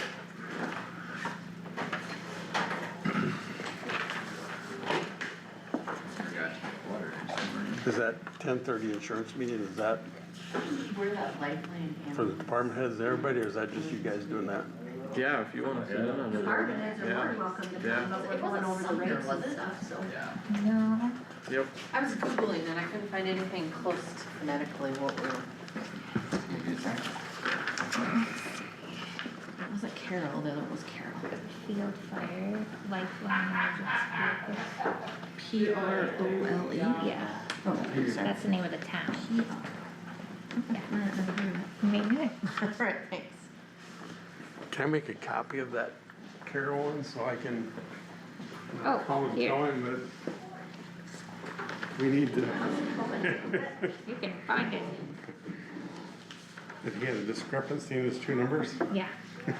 What was the typed out amount and the dollar amount? Well, if it was a check, the typed out one would be the one the bank would. Well, I would hope that on a $300 deal, they're not gonna argue over $1,000.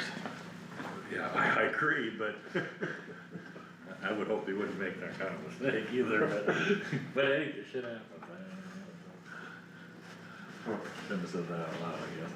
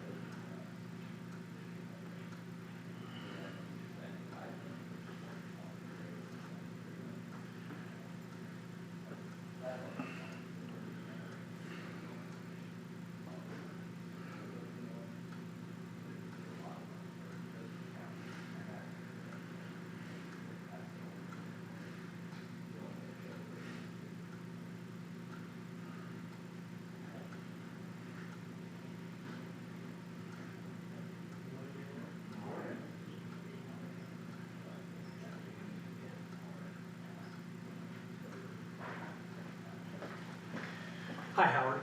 Morning. How are you today? It's nicer in here than it is outside. It's not as cold as what it was Saturday. It was cold yesterday morning. I had to be out yesterday morning and it was chilly. Yes, I get, and the wind kind of come up there. and then by noon, I was working,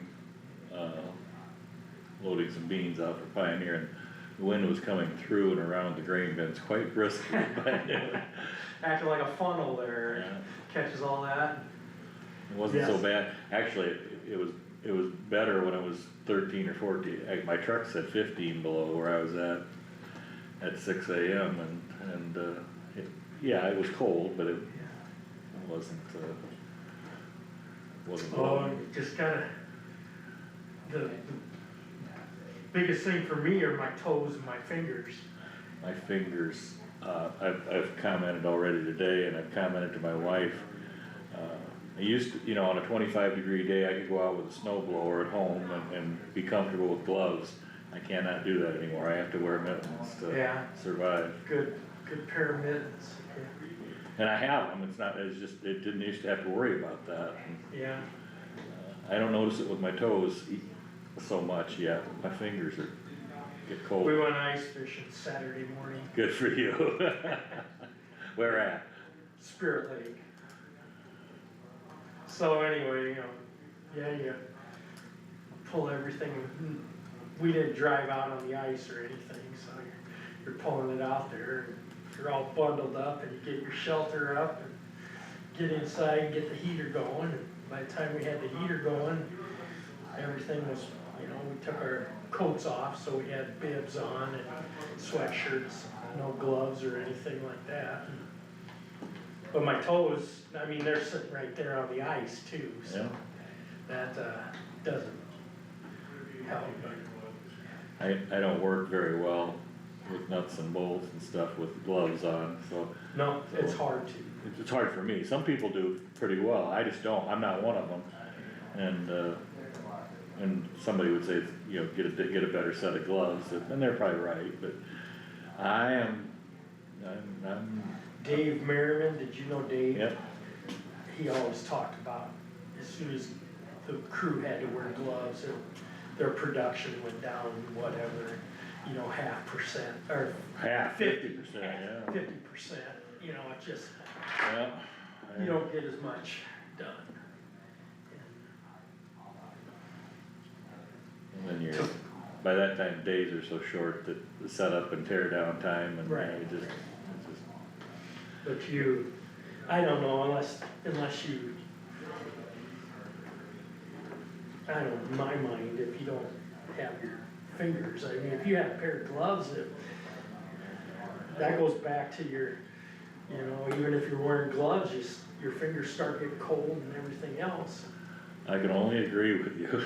I get cold in a hurry. Good morning, Tammy. Good morning, Doug.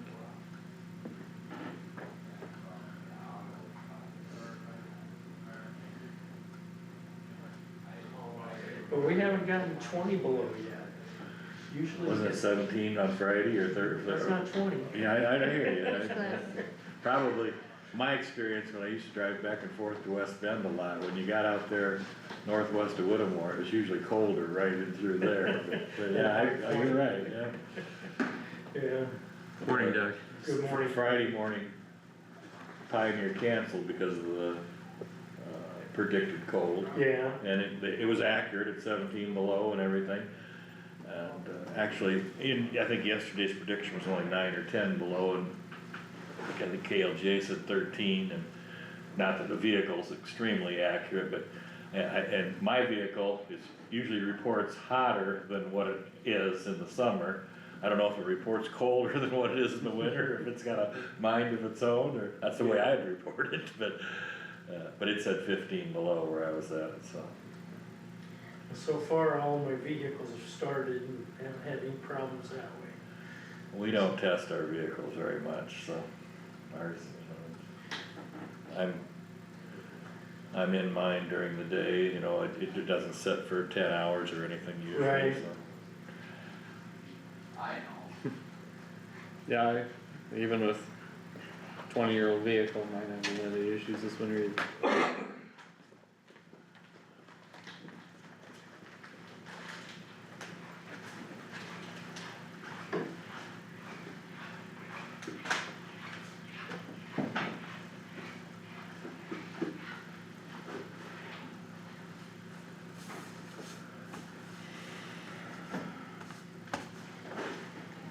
We didn't have anything for right away in the folder, did we? No. I didn't see. No request. Did you have anything for health insurance in the folder, or was it just the previous emails? I've not had anything today, Okay. just previous emails. Yeah. I think I have some of that stuff. Michelle will be here at 10:30. She is supposed to be here at 10:30, so.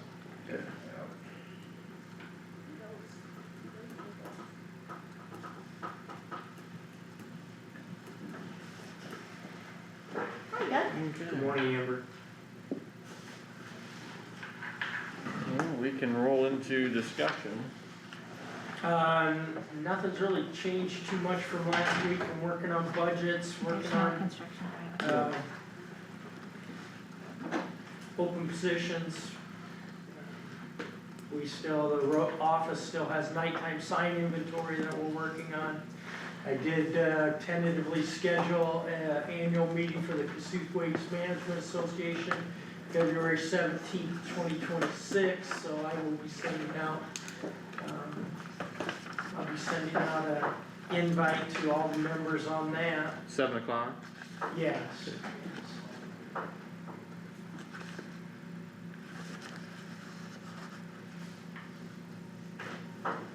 Okay, 6 o'clock, yeah? 7. 7. And I'll make that a virtual meeting as well, for sure. Okay.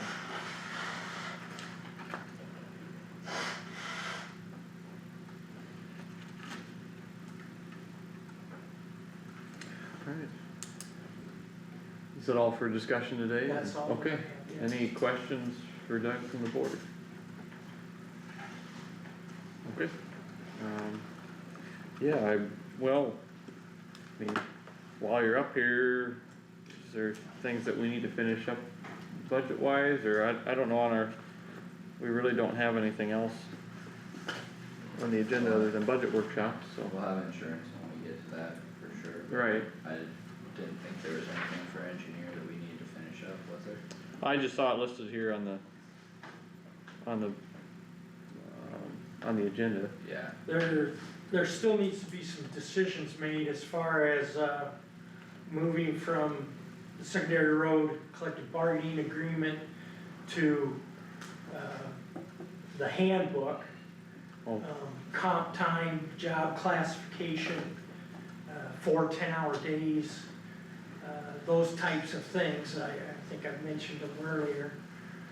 I don't know how the board wants to handle that, if you would like to put together a policy.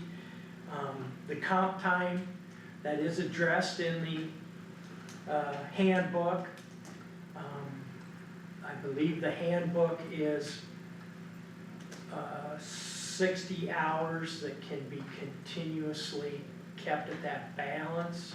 The road department, the comp time is addressed at 42-hour maximum, and at the end of a fiscal year, you're paid for that overtime if you do not use the comp time that you've saved. right, So I guess that decision needs to be made. Job classification, there is no job classification defined in the handbook. Our contract, it's probationary employee, equipment operator or mechanic 1, 2, or 3. I propose to place, instead of calling a person a probationary employee, call them either equipment operator or mechanic, start them out at, I think it was about 95 or 96% of what the equipment operator 3 or mechanic 3 is.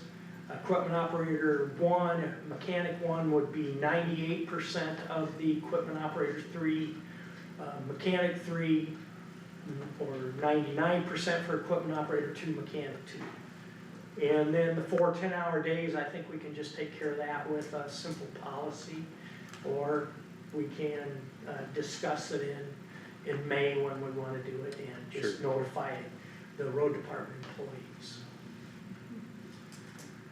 yeah, however you wanna best handle that, I'm good with, so. As far as the policy goes. Okay,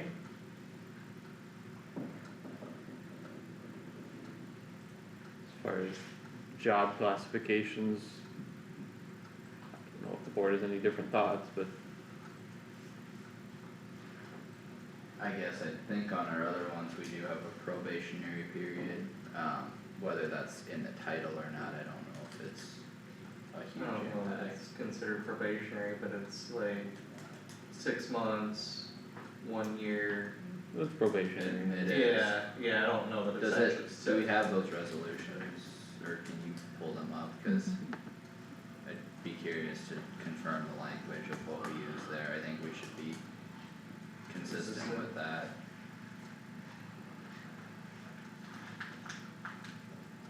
Yep,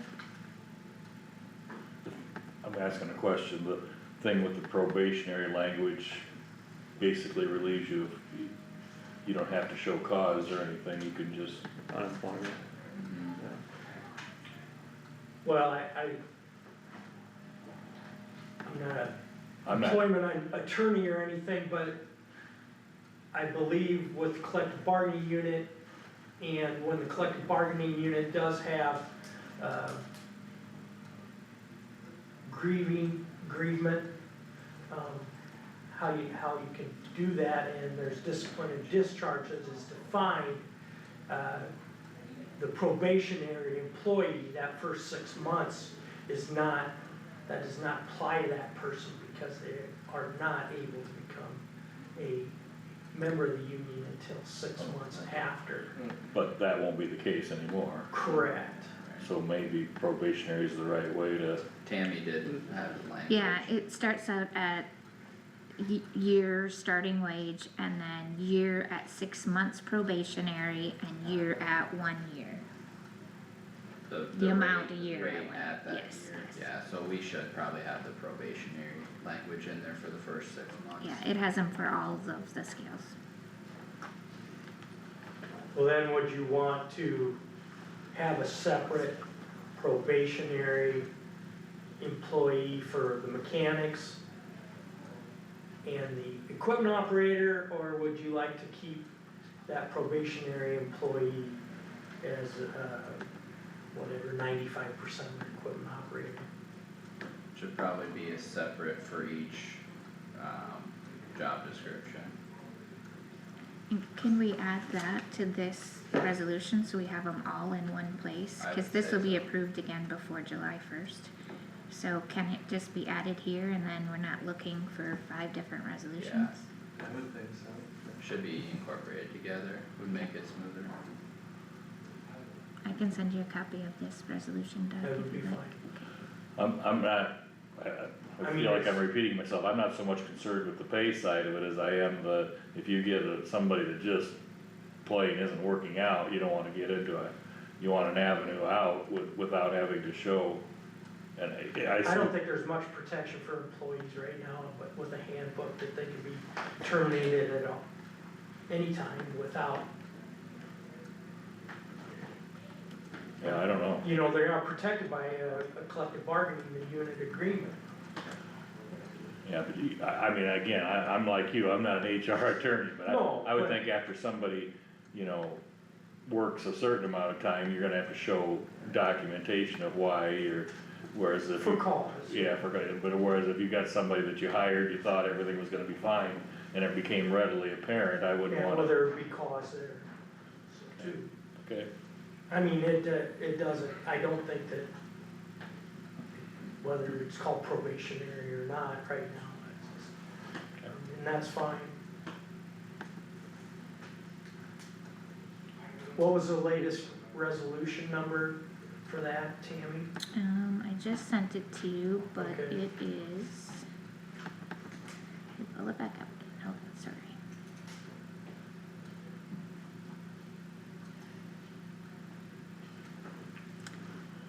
Zero 6-24-25-02. Okay.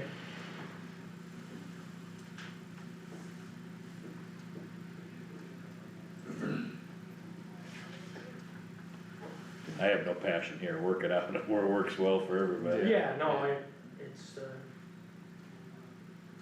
I think the biggest thing is to have 2 separate wages for that. Okay, Yep, that makes sense.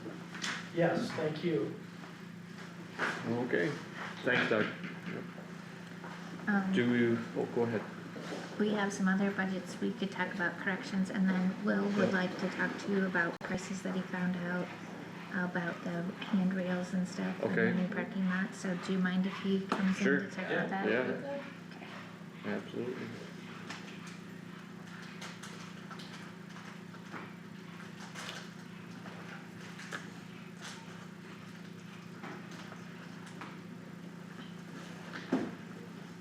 And then, here are changes I made.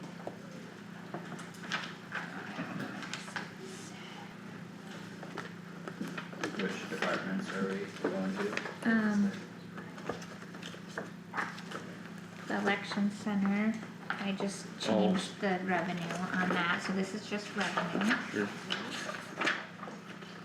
Roger, good Are you morning. gonna want me this morning, or do you have Yeah. another time? Yeah, If you're here, that's fine. I can come back, I just thought I'd check and see. we're just putting some new sheets in right now, but we just kinda got to a break or we got an open spot here before 10:30 for health insurance, so like now would probably work. If it works for you guys. Let's just do it, you're here. Timed that just right then, didn't it? Yeah, Yeah. yeah, Doug just walked out from discussion with him, so that was perfect.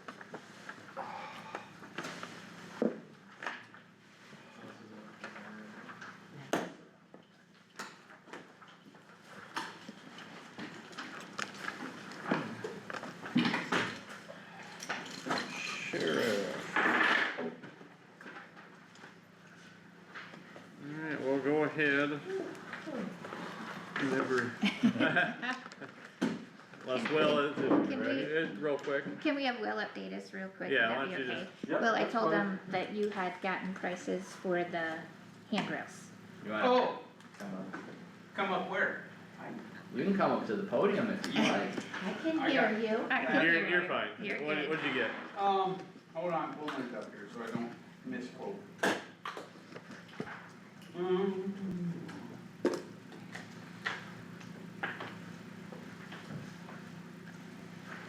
Okay, for the stainless steel handrails, going the whole length of the ramp like you asked and then up the wings, is right around $14,000. 14,000? Yeah. 14,000. And I went and made sure there wasn't a typo. I went and asked the guy. Said the same thing. And for steel that would be powder coated down in St. Joe is 16.5.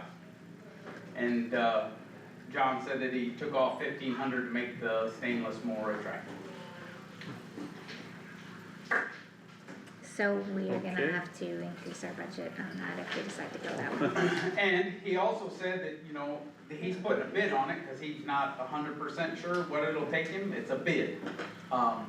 If you want to go time and material and see where it ended up, you could go that route also. But that was up to you guys. I said, I'll pass it along.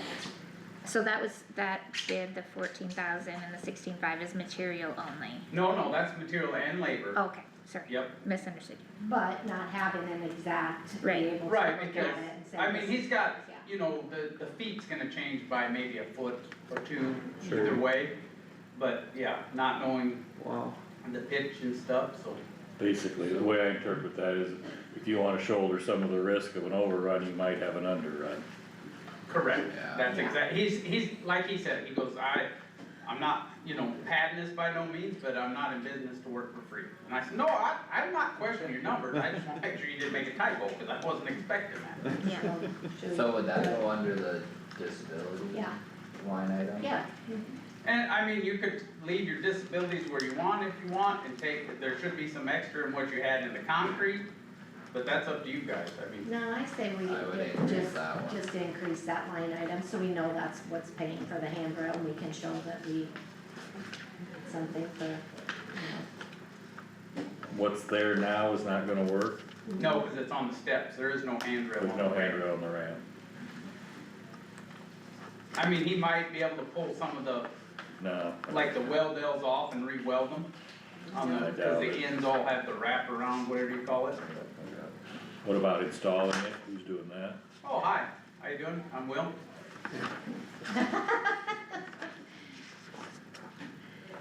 So do you think we should put 15,000 in there to be right in the middle between those two, or what do you think? Yeah, I mean, I would recommend the stainless steel, but that's, again, And have just a little extra in there just in case it ends up being. well, if you go with his bid will be right there. But if you Okay. shoulder the time and material, then yeah, maybe you wanna put a little extra just in case. What department are we in? Miscellaneous. Miscellaneous. I don't care, I put 15. yeah, If just it's, kinda be right even in if the it's a middle. hair over, it'd be okay. Okay, so go from 6 to 15. Because there's probably, we won't go over probably in that department. We just No, we could put 2 posts in and just have galvanized pipe go down, We that'd be a lot certainly can. cheaper. I'll make sure I put right on there, sponsored by Carter Knapp. Yeah, Well, if Carter's gonna sponsor it, you could do it the right way. I'll even help you. Thank you for doing that. Yeah, yes, yeah. thank you. Did you wanna talk about the other one while I'm here? Yeah, sure. The elevator, I won't say misled, but I probably misspoke last time. The cylinder can go out of that elevator, but not what we were thinking. Everybody knows a hydraulic cylinder has an outside and then you have the inside, what drives. To my knowledge, I did not know, but that outside of that cylinder is buried in the ground. Ooh. I thought that was interesting too. Uh-huh, I did not know that. He said that they will develop a leak, and they do a pressure test that I didn't know, twice a year on them cylinders. Usually when they do the pressure test is when they figure it out. So far, it's working. Correct, there's no problems, but I just wanted you guys to be aware that that could be an issue that I wasn't even aware of. So, We are in a fairly safe spot where our elevator is, cause it is in the middle of the building and we do have a lower section beyond that in the building, so in theory, all our groundwater should be away from it. That would be the only thing that, makes it, the metal rust and lose pressure or get a hole would be groundwater.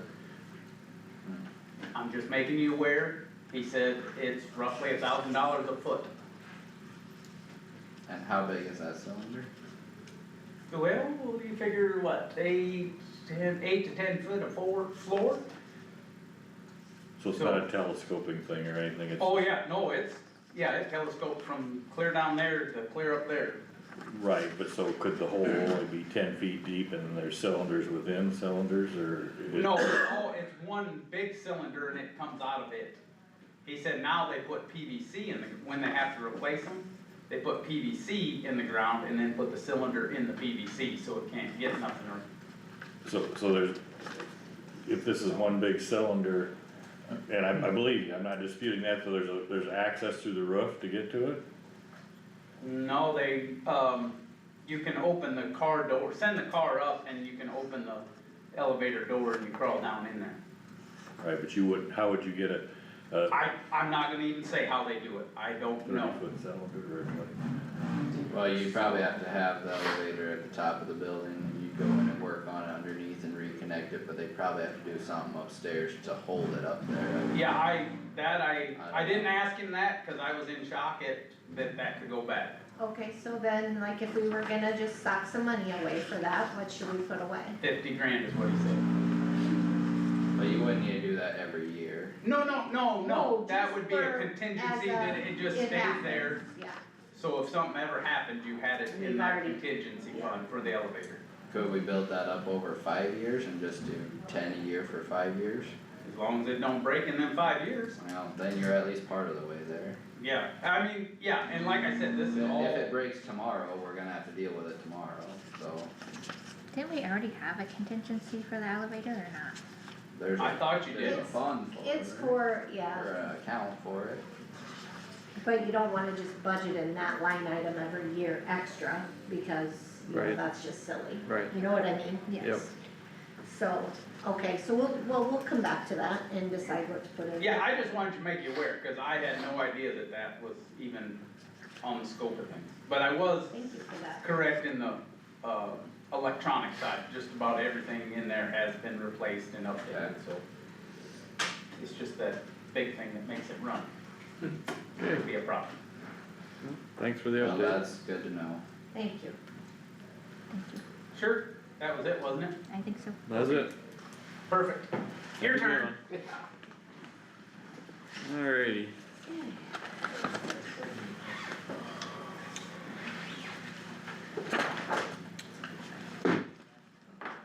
What would you like to highlight here, Where Roger? would you like me to start? Longevity? Did you get calculations on all that? Yes, I did. Okay. You guys saw the email I forwarded to you, that Yeah. I did not know Renee retired. Yeah. Well, I'm sure, I wish you would've told us. Yeah, I didn't know I that didn't either. know that either. I knew So, she was planning on She retiring, said but it not was a at the end of the possibility. year. I emailed her and, next day or two, I got an email back from her and said, oh, perhaps you hadn't heard yet, but I retired. Okay, So she referred me to Ayers, that gentleman, Michael, is that his name? Mike Galloway, Yeah, he's done other stuff for Yep. us here and. And they just suggested that they'd have to do that memorandum of understanding, but I guess that's a decision you guys will have to make, or And I see Ann is back, she did email, so. Oh, she did? okay. Okay. she did I had reply not to that known email, that. yeah. Yep, Yeah, so I went ahead and quickly figured it up, if you do, my budget has longevity for all the employees except for the deputies. So I went ahead and, figured that up.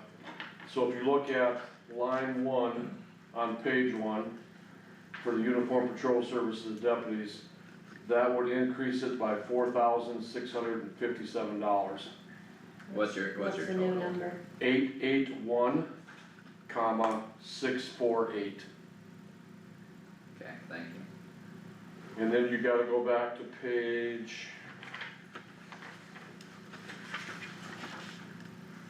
5, under administration. That would be the chief deputy or first deputy, and that new number would be 106, comma, 442.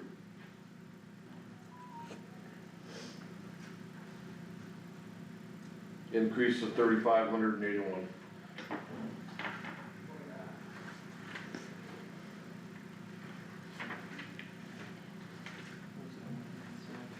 So that changes my total on the back. Wait a minute. we're gonna have to change the FICA NIPERS too, right? Yeah, I forgot about that. That's okay, we'll Yeah. get that. I completely forgot about that, we'll have to change FICA wipers. Yeah.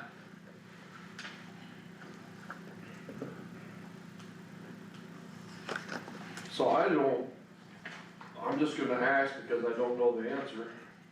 In the handbook, on page 6, it says all county employees are covered by the handbook except, and then the paragraph below the 5, it says for employees whose employment is governed by a collective bargaining agreement, the specific provisions of the collective bargaining agreement shall take precedence over the provisions of the employee handbook.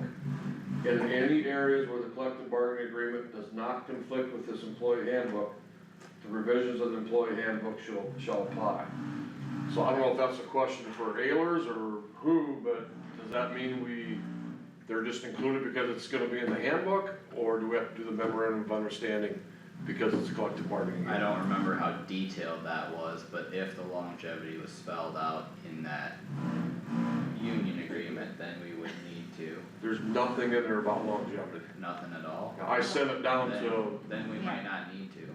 No, I think you need to, I think that, yeah, I don't know. and, that, We should and cover our bases for We, them. yeah, it definitely wouldn't hurt to do it, but we, I think they had told us before that it doesn't, so that wording in there, we might have to have Ehlers and Cooney look at. Right. Because that is not the information that we've been told by them, And it's kinda confusing. yes, Yeah. so that's that, probably been in there. that, it's probably been in there for a while, so we might need to have them So look I at just that wanted to point that out to you, but and take that out, Ann's response was that she could draft up a yes. memorandum of understanding.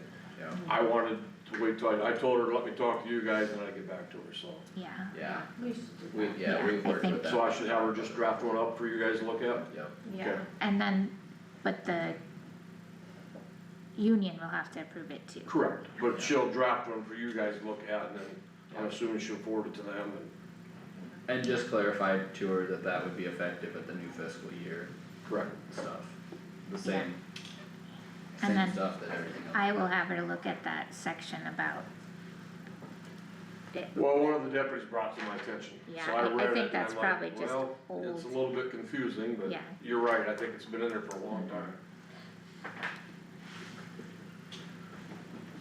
So those are the other than, didn't do FICA and IPERS, those are the two changes that longevity would make on the budget. It's a little over $8,000 increase.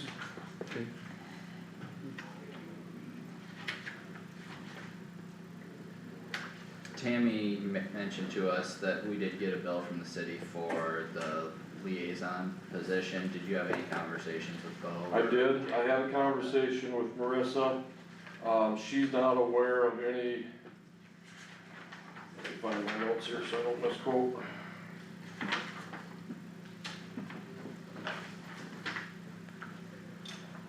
She's not aware of any, funding or grants. And Carter, I don't know, are you still on that committee? We dissolved. So that So committee Bo is dissolved? Bo is on the new behavioral health alignment with the state on that committee. He's our only representative from Kossuth County anymore. Okay, Yeah, I visited with Melissa Lear, who was the CEO over there and is now with the new state system, and I told the board this a little bit ago, she wasn't optimistic that we would get any money through the new state alignment, but they are considering a few different things, so we might as well apply. Worst they can say is no. There'll be more funding opportunities the next fiscal year after this coming one, is what she said. Right now, they're just trying to figure things out as they're starting out a new system. that's kind of what I'm hearing too. Yeah. is they're still in the process. So they're not really widely considering a lot of grant requests, Right. but we can ask.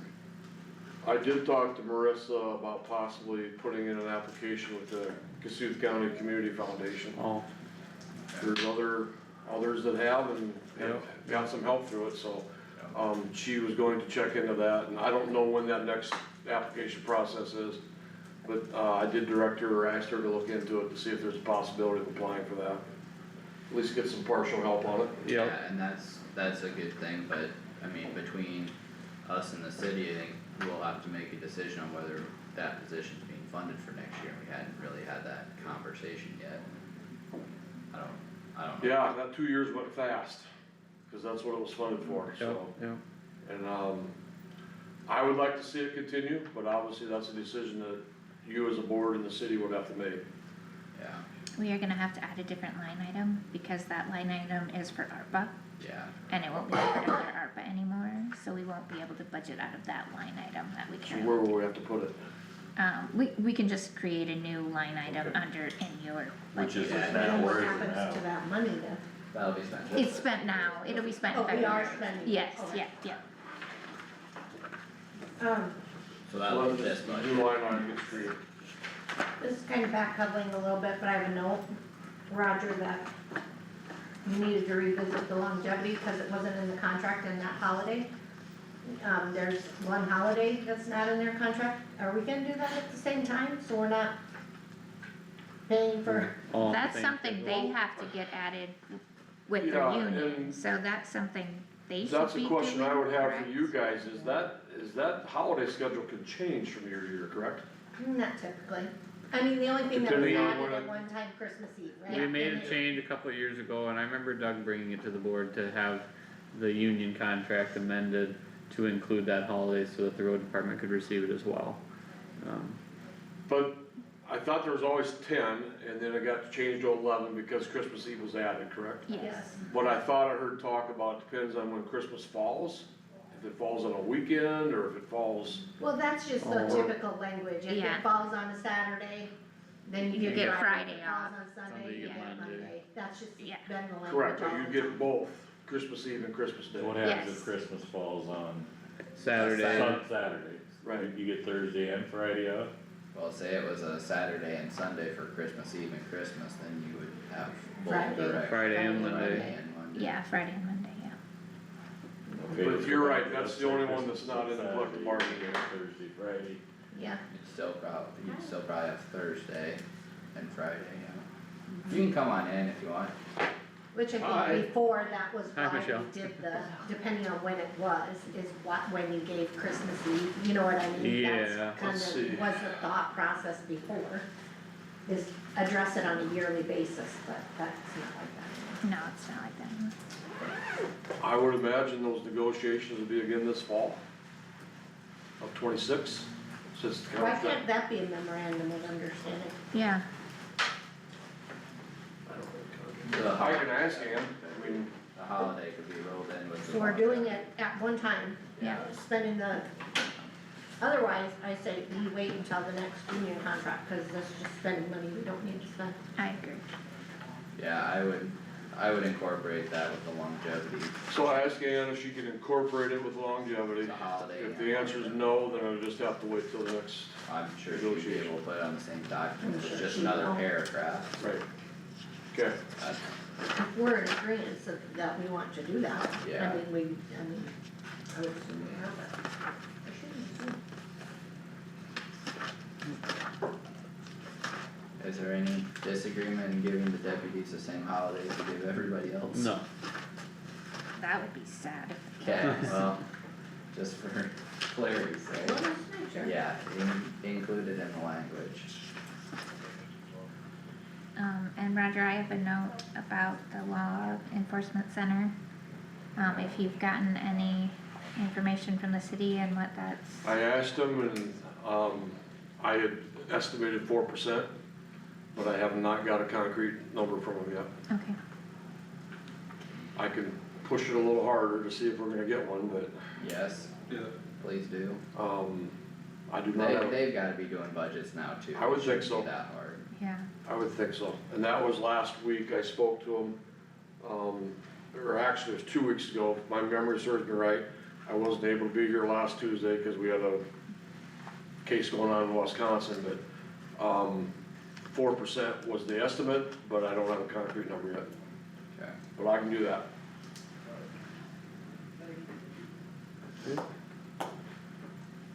I don't know, was there anything else?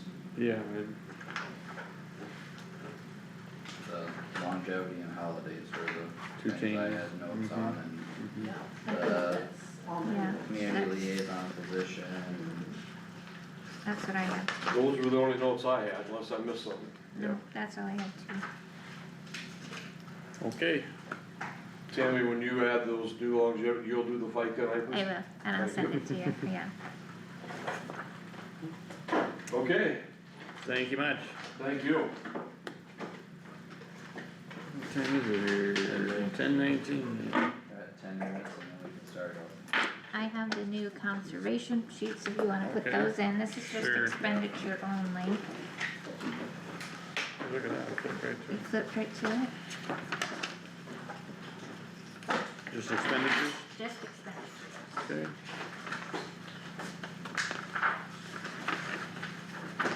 Thank you.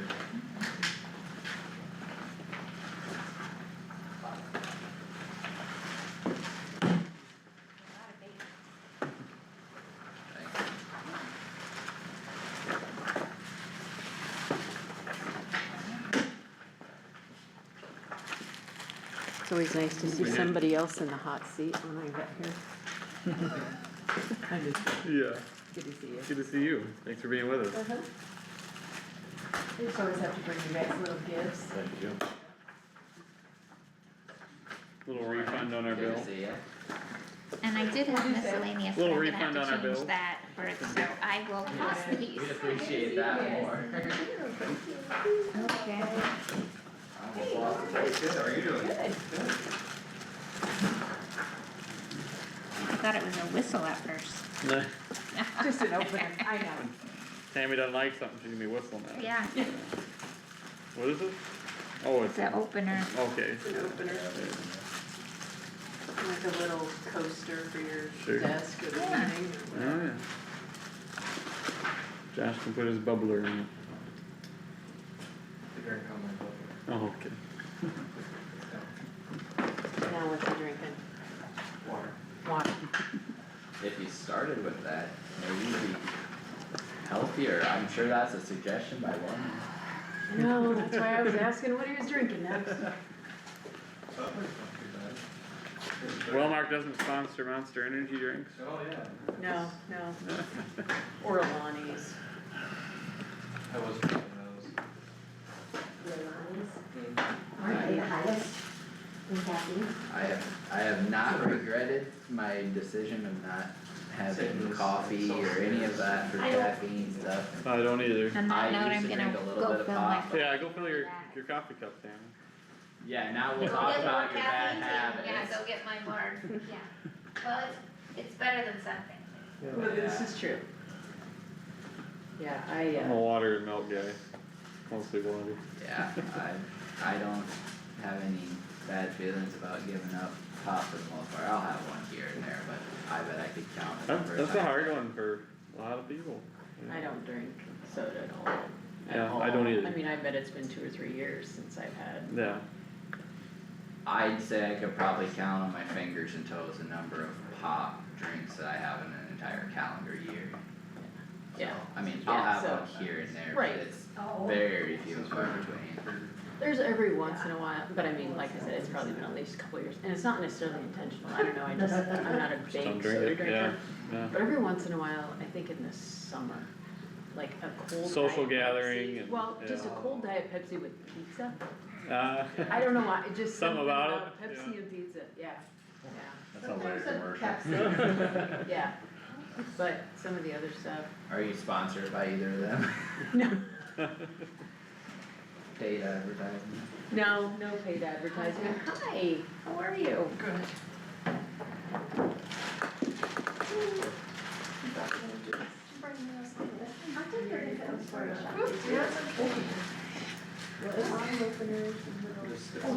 How's your wife feeling? I saw the picture on Facebook.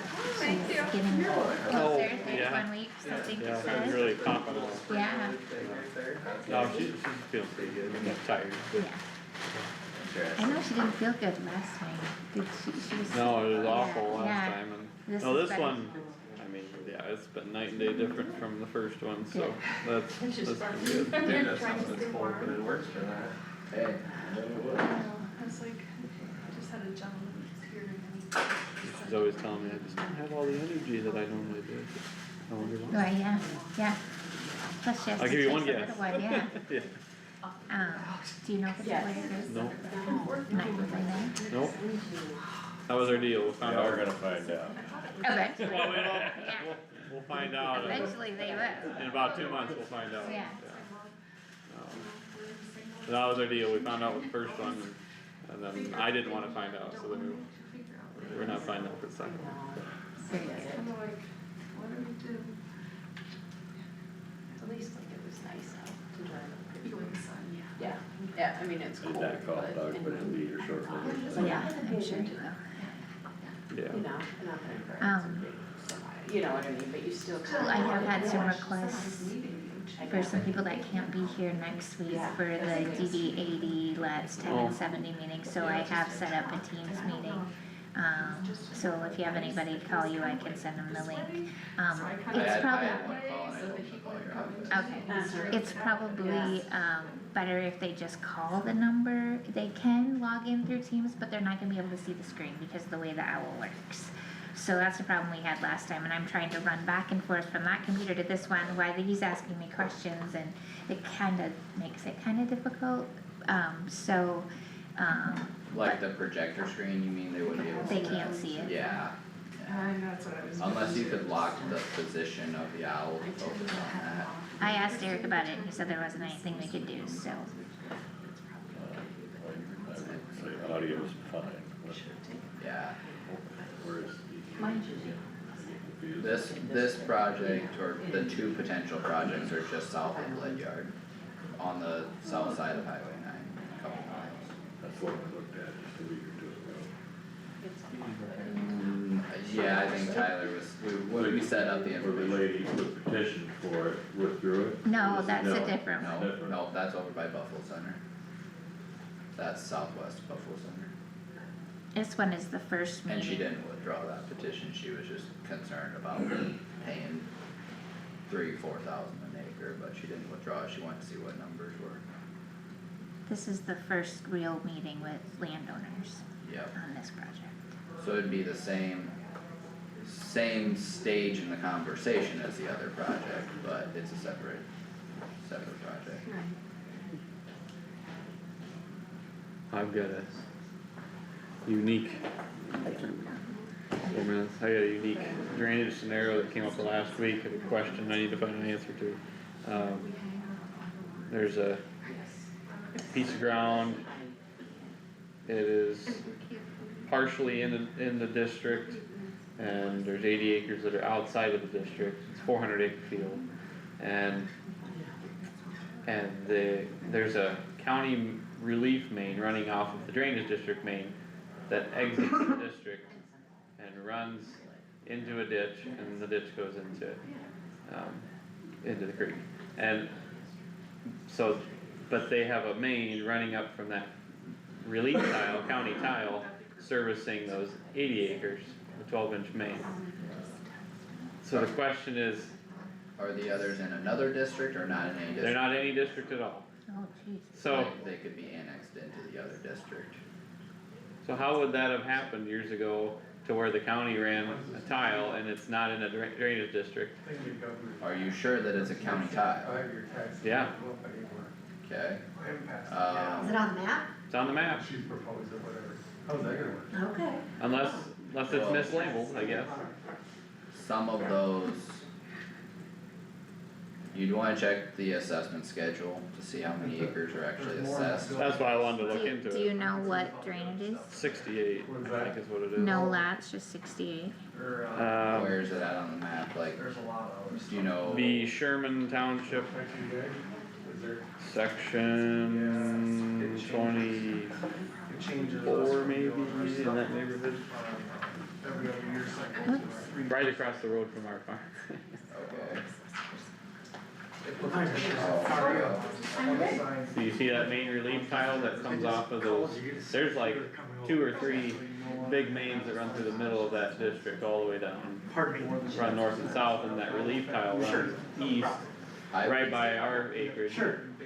So I would check the records for 68 because they may have said something about at the time, there may have been So a I have, private agreement or something to get access through Well, there. I know it was a big deal back in the day because the people that used to own ours were all mad about paying, they had to pay a whole bunch of money to have that in, and it didn't even service them, and they're not in that district. So like, how that If they worked through the board at the time, I'm just If curious. they paid for it at the time to establish it, they should have. Well, and that's, I mean, a reputable tiler in the area did the 12-inch main up from it. They might not have updated the maps when they did that process though, or it might have got lost in the shuffle or This something. time of year. I would check the records for when they put that tile in, you know, when that was put Do in. you? well, That's why I wanted to go back in the records. in 68, they have an M and 3, which I'm guessing is main and 3, lat 3. And then there's, and that has a lot of landowners, and then there's Yeah. a 2 and 6, a 7, 5, 4, and 1. There's no just Relief main. 68, yeah. I Where would it be?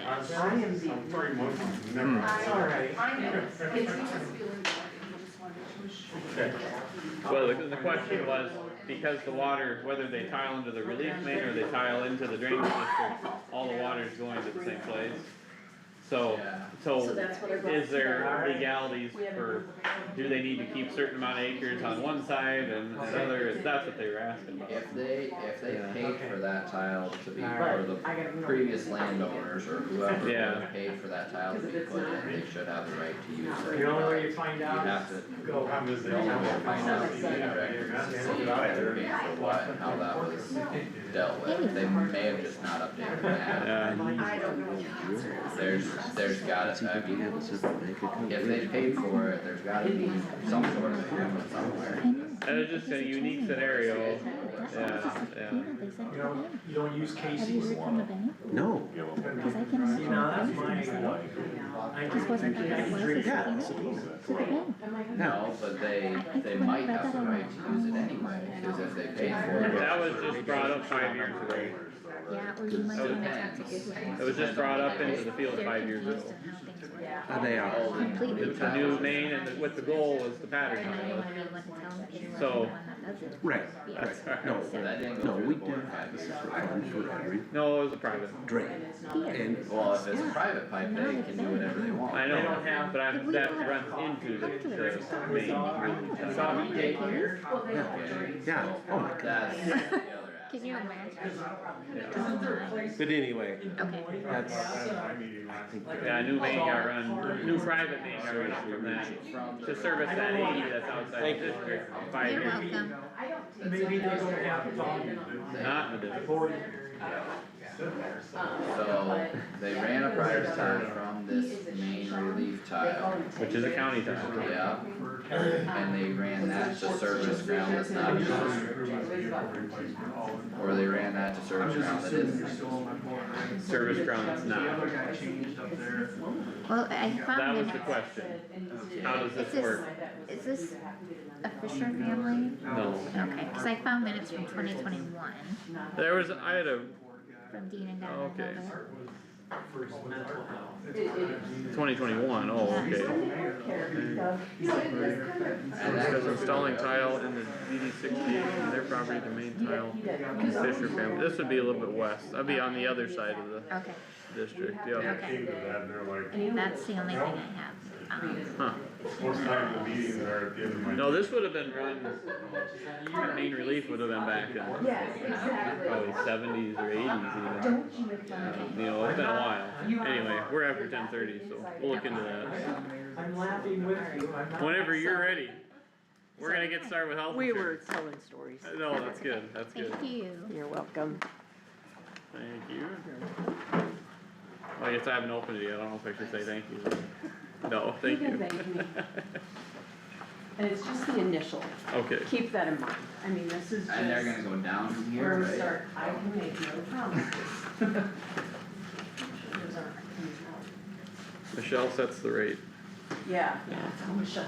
Thank you. I better get a higher pay grade.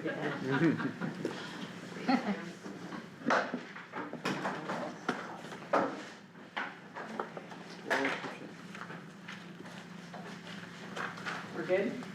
Good. Okay.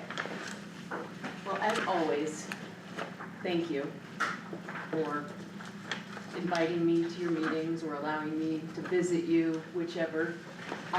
I do appreciate it, and I think it's always good to talk through this information, especially, this is the initial renewal. You're a self-funded group, which you're well aware of, but basically what we're doing is reviewing fixed admin fees and your claims. That's where we're at. As we go through this, I'll highlight stuff I typically do. Some of your large claimants, they're de-identified, so we're not naming names, pointing fingers, it's just information, so you know where that's sitting. We'll look at claims, how they're trending, which are trending in a good direction, which is a good thing. But let's take a What look was at that? it. I said your claims are trending in a good direction. You just wanted to hear me say that twice, didn't you? I missed part of it, so I wanted to hear it again, cause I heard it was good. Yeah, so let's take a look at it, let's look at the claims, let's talk about a high deductible health plan, which I know we've been tossing around for 3 or 4 years, at least that I've been involved.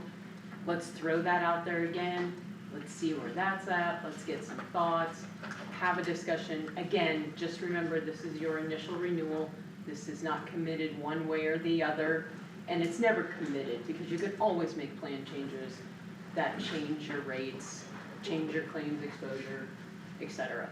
So before I get started, does anybody have any questions? No? Okay, as I go through, like always, stop me, ask questions. I might be looking down, so all of you know I'm Michelle, We'll so yell just at you. holler at me. Yeah, you guys aren't shy, and that's fine, I'd rather you did that. Okay, so this year you are gonna see a new format. When I sent this new format to Doug, he was even like, whoa, what did we do? We have a new system, and so it's producing a new renewal format, so this is gonna look different than it has in the past. Same information, same renewal process, just looks nicer. So here we are on that. So if you open up behind tab 1, this is going to tell you your current plan design. So this would be the first page of what we used to look at as a rate page. And this would have been the top where it would show deductible, co-insurance. It will show your deductible for your RX benefits, which are currently, your current deductible is 1,000, 2,000, co-insurance 20%. Again, this is all in-network. Your out-of-pocket max, 1,500 single, 3,000 family. And your current RX deductible is 50, 100. Out-of-pocket max still the same at 1,500, 3,000. And then your applicable co-pays based on the tier of the prescription drug. And just to make sure that the medical and as far as out-of-pocket maximum, the medical and the prescription add together. Yes. To get that out-of-pocket maximum, it's not, Correct, they're aggregate. thank you Yep. for using that term. Yep, you're welcome. I should have mentioned that, thank you for bringing that up. On the next page, this is that high-level summary I was talking about, referring to on your high-cost claimants. So what we're looking at here is, on the left-hand side, it will tell you if they're active or canceled. So 5 out of the 6 are still on the plan. And the one person that is left had osteoarthritis of the hip. The other ones, we have a sepsis, we have a malignant neoplasm, which is going to be ongoing. We have central nervous system, which again is going to be ongoing. I did look up the spondylopathies, because I didn't know what that was. You guys may. It's a form of osteoarthritis. I wasn't sure what it was. I should apologize to you guys. I have my back to you and I always feel bad, but if I spin in circles, I'll get dizzy. No. Okay. And then the final one is a Crohn's disease, which is also going to remain ongoing. It does give you the age brackets of those people, but again, it's de-identified. It has a scrambled ID.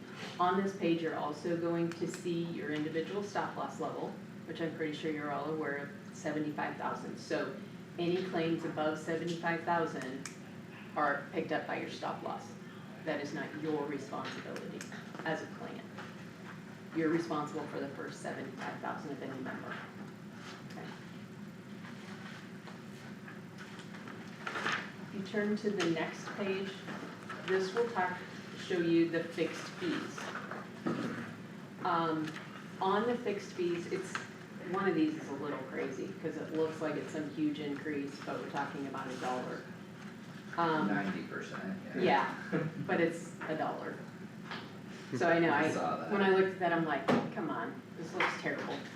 But our PBM fees, so what that would be, it's what you pay to use Wellmark's PBM network. So to have access to our discounted network through CVS.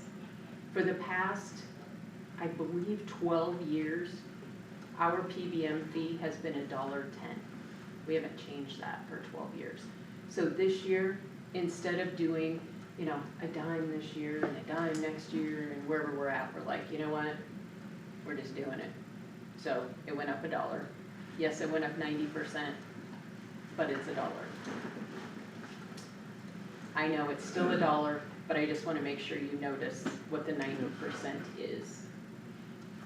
In addition to that, which is kind of nice, the PBM rebate credit that you guys voted in to go with, which was at $100 last year, is now at $110 this year. So you're getting a PBM credit of $110 per member per month versus the $100. So you're getting an additional credit for being part of that program. And so with that, we're looking at, you are at actually a fixed fee credit on your admin fees because of that $110. So last year you had a $36.36 credit. This year it's $43.57. that just goes obviously to offset stop loss, et cetera, but on your fixed fees, you're at a credit level with your PBM credit. The individual stop loss fee, again, that's what pays everything above 75,000, is increasing 13%. And your aggregate stop loss fee, so your 125% of ag, is remaining the same.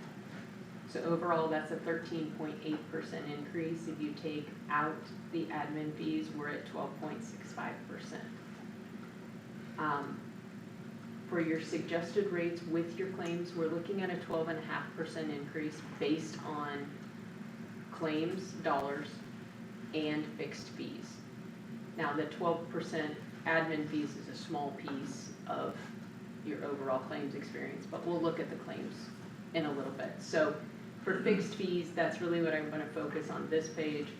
Your fixed fees are going up 12%. Okay. And again, most of that is due to the individual stop loss. But if you look at just straight medical claims expenses, medical inflation going up almost 9%, that's really where that individual stop loss is hitting. Just if you have the same claims next year, it's gonna cost you almost 9% more. Do you want to turn to the next page? On the bottom of that page, it shows you the expected claims and your suggested rates. So they're coming up with those suggested rates based on the fixed fees and the expected claims on a per member per month basis. Now, again, suggested rates are just that, they're suggested rates. Based on your claims trending down, we may see these numbers change. I don't know what they're gonna look like 4 or 5 months from now. I mean, we will get final rates beginning of April. So we're going to have 3 more months of experience added to this to see where that trend is going. So this may or may not change, but again, those are suggested rates. I don't know, I guess I'm not privy, and it doesn't matter to me where you guys price. I don't know if you use the suggested rates, if you base it off your own factors, that's fine. This is just what Wellmark does as a due diligence to provide that to you.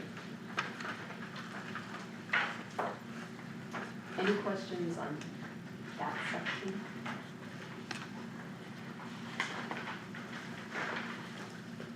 Okay, if we go to section 2. This is that executive annual report that we go through every year that has a plethora of information in it. I am not going to hit every page, or we would be here till tomorrow. But I do want to highlight a few things. If you go to page 4,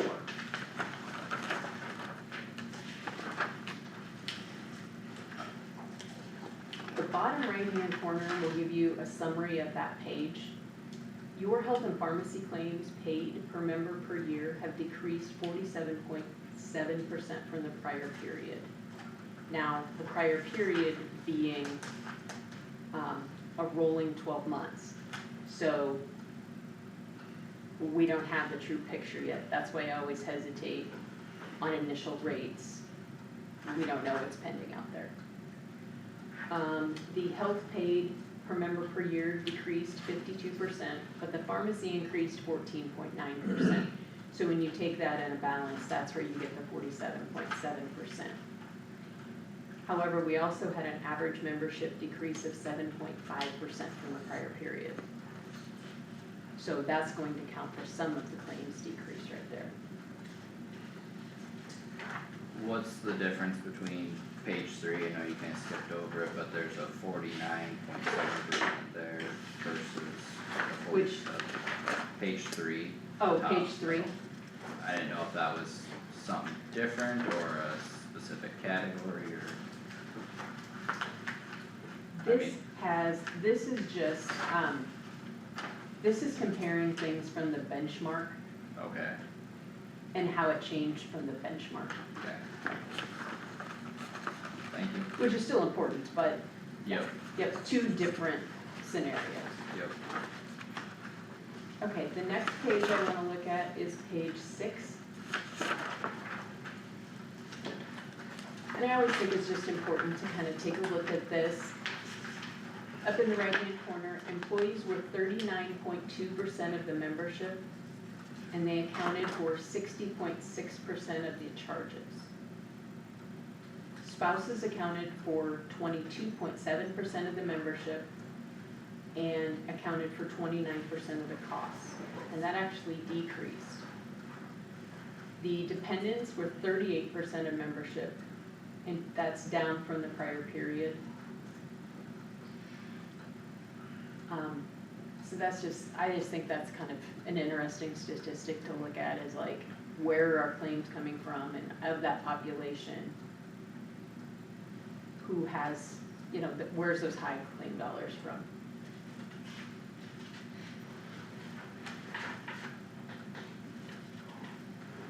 Again, on page 7, I'm just gonna highlight, you had in-network utilization of 99.9%. That's great. Can't ask for more than that. Page 8. This is always something I think we discuss about, you know, who has what claims, where are things at. So in the current period, 71.9%, so almost 72% of the members had no claims or claims paid less than $2,501. The remaining 28% of the membership accounted for 92% of the claims. So there's Dollars, Hmm? Yeah. Yep. Yep. Yep, not claim numbers, claims dollars, correct. Will you repeat that? Yes, so 28% of the membership accounted for 92.6% of the claims paid.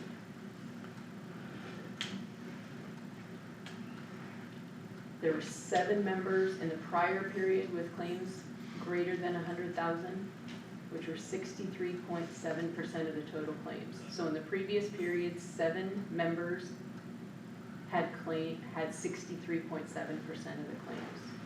In the current period, 5 people had claims greater than 100,000, and they were 37.3% of the claims. So this is where I'm looking to say, okay, anything can happen at any day. I mean, one of us can walk out there and get hit by a car, we can get in a car wreck, whatever, but your large claimants are not only decreasing in number, but their dollar amount is increasing. So that's a good thing. Their That's dollar gonna amount's help. decreasing. Yes, yes. Sorry to say that I incorrectly. thought you said increasing. You said Okay, increasing. okay, sorry. I meant decreasing. That's good.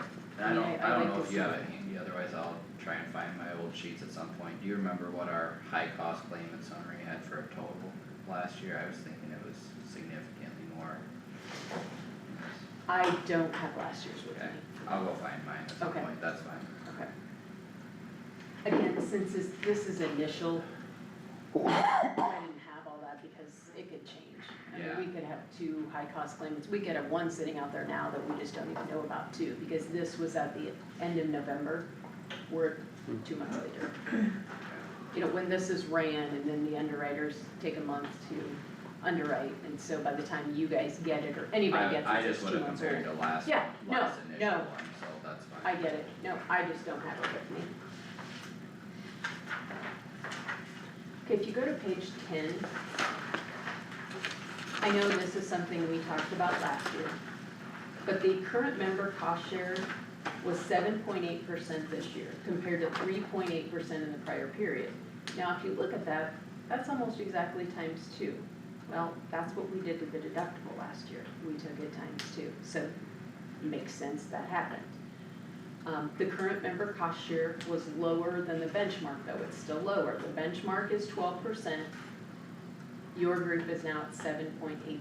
So they are, the members are taking on more responsibility and accountability and cost share of your plan.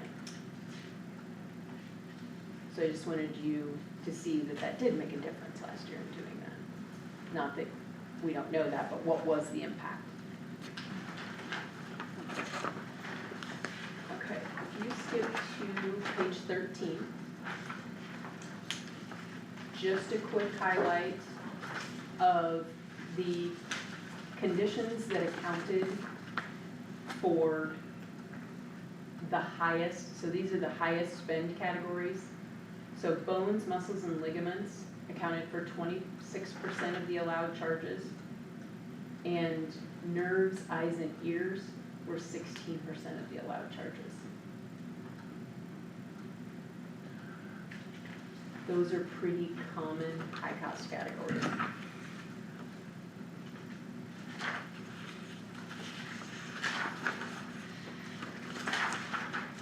I'm going to skip a few pages.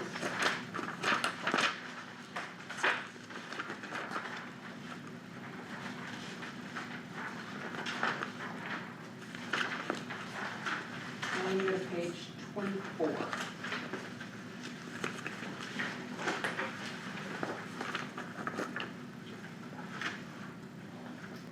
On page 24, in the upper right-hand corner on the chart, there's two sets of numbers I just want you to look at real quick. The allowed charges per member per year for PCP visits, 683. Down at the bottom for telehealth, it's 7. The allowed charge per visit, if you go to your PCP, is $226. The allowed per visit for telehealth is 61. The paid per visit, so what did the plan pay? They paid $204 per visit, and this is obviously on average.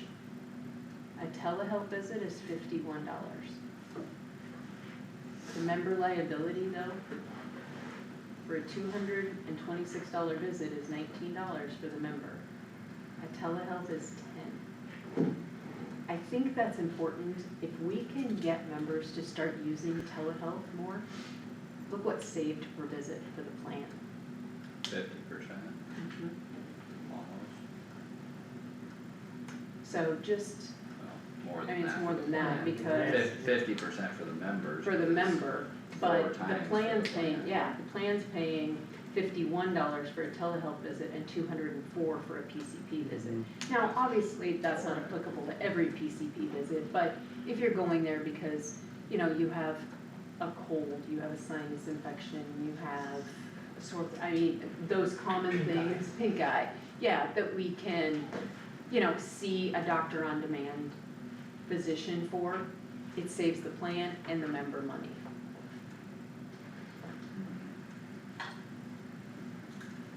So I don't know, that's something, we might wanna hit on again. I know we did in our last set of meetings a little bit, but it's definitely something we can do again. You have specific educational resources for that we can distribute? Yep, we have It flyers. takes more than distribution. Yeah, We gotta go and grab people Yeah, and Even give upon them hire, support. yeah, even hiring. and all upon that. hire, I go over it, I think it's a great tool, it is. and not even if we were looking at cost, just for convenience, not having to wait till something, or an appointment opens up, but trying to share with that, so, And you don't have to take off work. right. You could do it over your lunch hour. You could, do it after work. If you could. 24 hours a day. Yeah, Yeah. yeah. Yeah, So just as I look for cost savings for everybody, this is one thing that jumped out to me for you guys, and I was like, because that's not a huge change, but it's a big dollar. still significant. Yeah, yeah. So. Okay, and then if you go back to page 27, talk a little bit about your drug costs. So drug costs accounted for 16.7% of the per member per year cost, and the benchmark is 25.9%. So your group they're doing well. I mean, they're getting generics, it's working. The per member per year though increased 17.2% in the last year, but it's still, again, below the benchmark, so we're okay. The top medications though, this is what's interesting, account for 32% of the pharmacy claims paid. Those 3 drugs. Rinvoq, which is arthritis and Crohn's. Yorvipath is for hypoparathyroidism. Typically happens after a surgery, someone's thyroid goes out of whack. And Cimzia, which is for Crohn's disease. So those will all be ongoing costs. You know, we are doing prior authorizations, we'll do cost management, but it's always, I think, good to know, okay, where are our claims dollars being spent for our pharmacy? And then if you go to page 29, you can see the top 10 based on the paid amount. And then you can see the paid per script. So if you go down to like Xeljanz, which is for arthritis and Crohn's, it's $4,100 a script. If you go down to Dupixent, which is for eczema, it's over $3,000 a script. Yorvipath. That's 20, yeah. Mm-hmm. Believe it or not, there are some that are worse.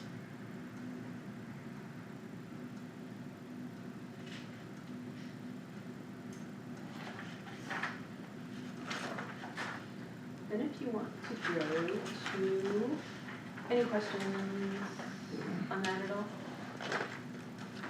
This may be a dumb question, but like that Yorvipath with 2 prescriptions, is that a month supply each time or Those are are those in- longer? Those are injections, Oh, okay. and I think it's like, it depends on the member. From what I know about it, it depends on the situation. It could be twice a year, it could be every other month. It depends on the severity of their condition. Okay. Yeah. So that could be a new thing, where 2 of them just hit this year, and next year you're gonna see 4, or maybe. Okay, yep, I was just I know. curious on the timeline of that. Yeah. Yep. Cause I did look at that, cause I wasn't familiar with it, and it varies by condition. Okay. So behind section 3 is the high deductible health plan, PPO. So I put together this alt. You're going to see that the deductibles and out-of-pocket are different than last year. That's because every year the minimums go up. So I went with the 2026 minimum. For a single, it's $3,400, for a family, it's $6,800, and the out-of-pocket price is the same. Again, same network, same prescription drug plan, the Blue RX Value Plus. If you turn the page, it will show you what the expected claims are for this plan.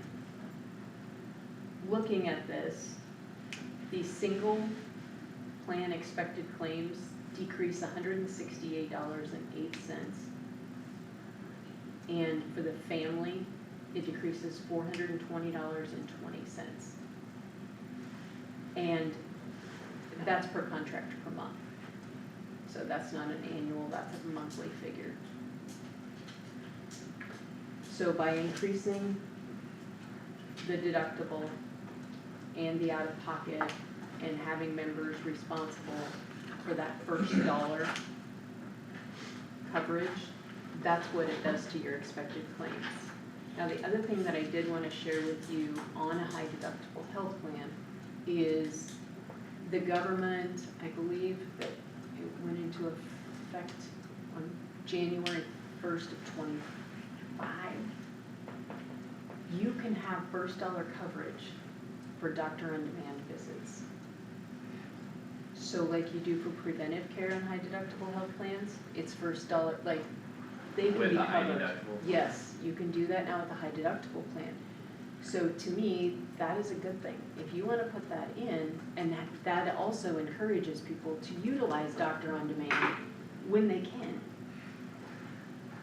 to have that first dollar coverage. So again, just another form of being able to provide that incentive to make all of us better consumers of our healthcare by leaning towards that and not going to the $200 office visit, we can go to the $51 doctor on demand. So just a little additional information to share there. But again, this is based on the initial renewal too, so these would not be final. Everything we're talking is high level initial. But I did wanna get that out because it's something we continue to talk about. The last section that I want to show you is behind section 4. And this is just a piece of information that we refer to as the life cycle of a claim. So how do these claims get to where the plan pays them? So initial charges submitted to Wellmark were $5.6 million for your plan. Now, through that, 95.8 thousand of those were deemed to be duplicates.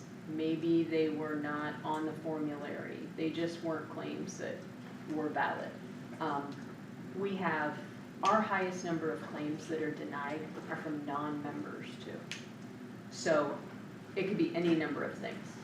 But from a valid claim standpoint, there were $5.5 million. Then you get to, maybe there's a service not payable under the plan. It's something that isn't paid. Maybe somebody had some type of cosmetic surgery done, something that just isn't covered under the plan. That provided down to the covered charges of $4.7 million. With Wellmark's discount, with our providers, we were able to save another $2.3 million. So the allowed amount of claims were $2.4 million. Then if you look at your member liability, your coordination of benefits, so if somebody had duplicate coverage, etc., the plan paid $2.1 million. Then with pharmacy rebates, any post-payment recoveries, which would be if there was subrogation involved, anything like that. And again, the pharmacy rebates were down to another $260,000. So the final plan payment is $1.9 million versus the $5.5 million of cover charges that came through the door at Wellmark. So Wellmark is working for you, your plan is designed to work for you. I just wanna make you aware of where claims start and where they end up. I just think it's important to know that, so I wanted to share that. The last 3 tabs is just your fixed cost review, and then we used to have OBS documents that were really hard to read. These are your new OBS documents, like behind tab 6 and 7. And that's the plan design. The first one will be the plan design for your current plan, and the second one is for the high deductible health plan. So it'll explain to you further the coverage levels and limits of those plans.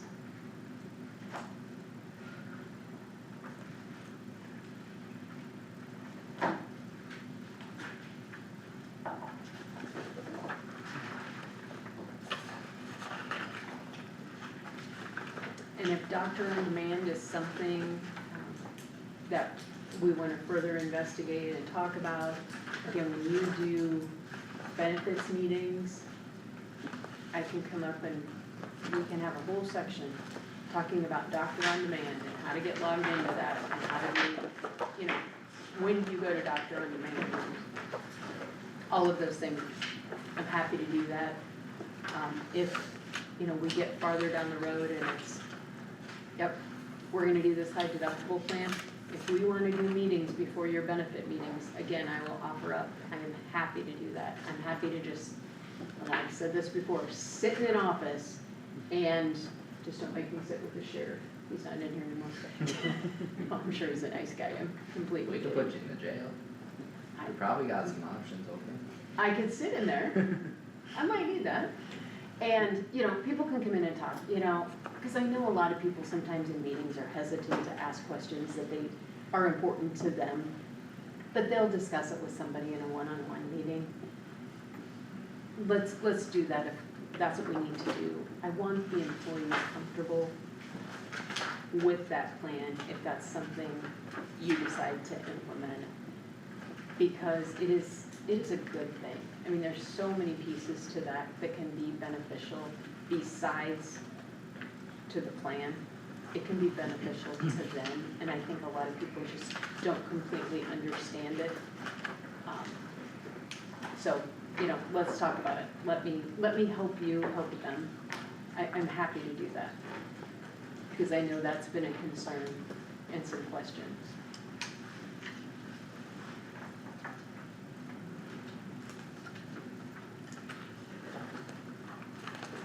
Do you have any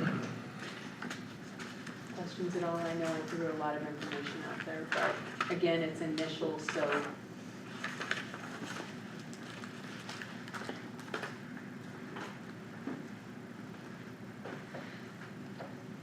We'll run final claim numbers, at final high cost claimant information, all of those things as we get to April. But I think from a standpoint of, are we going to make plan changes? What do we need to do? You know, okay, our claims they're gonna go up 12% next year. That's what we're assuming. Based on that, you know, just, and most of that's just trend. What do we do? Do we need to increase our deductible again? I don't know. I'm throwing it out there. Can you absorb it? What are we looking at?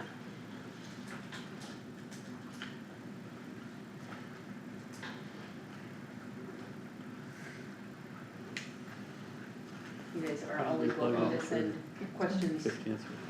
Yeah, I just did the comparison of the estimated suggested rates between the two plans, and it's a 18% difference. And that's just Walmart's suggested rates Okay, from the high deductible health plan to. from our current one. Current. With, yep, Yep, yeah, I mean, it's significant. I hadn't done the math, but I knew it was, it's right at 18%. yeah, it's pretty significant savings. Per bowl. Yes, yep, Per what? That'd be per contract per month, yeah, but I mean, that's the 1101.59 versus 933.51, so that's current plan on single versus high deductible on single, and then families 2753.98 versus 2333.77, and that's family on current versus high deductible, but it's right at 18%.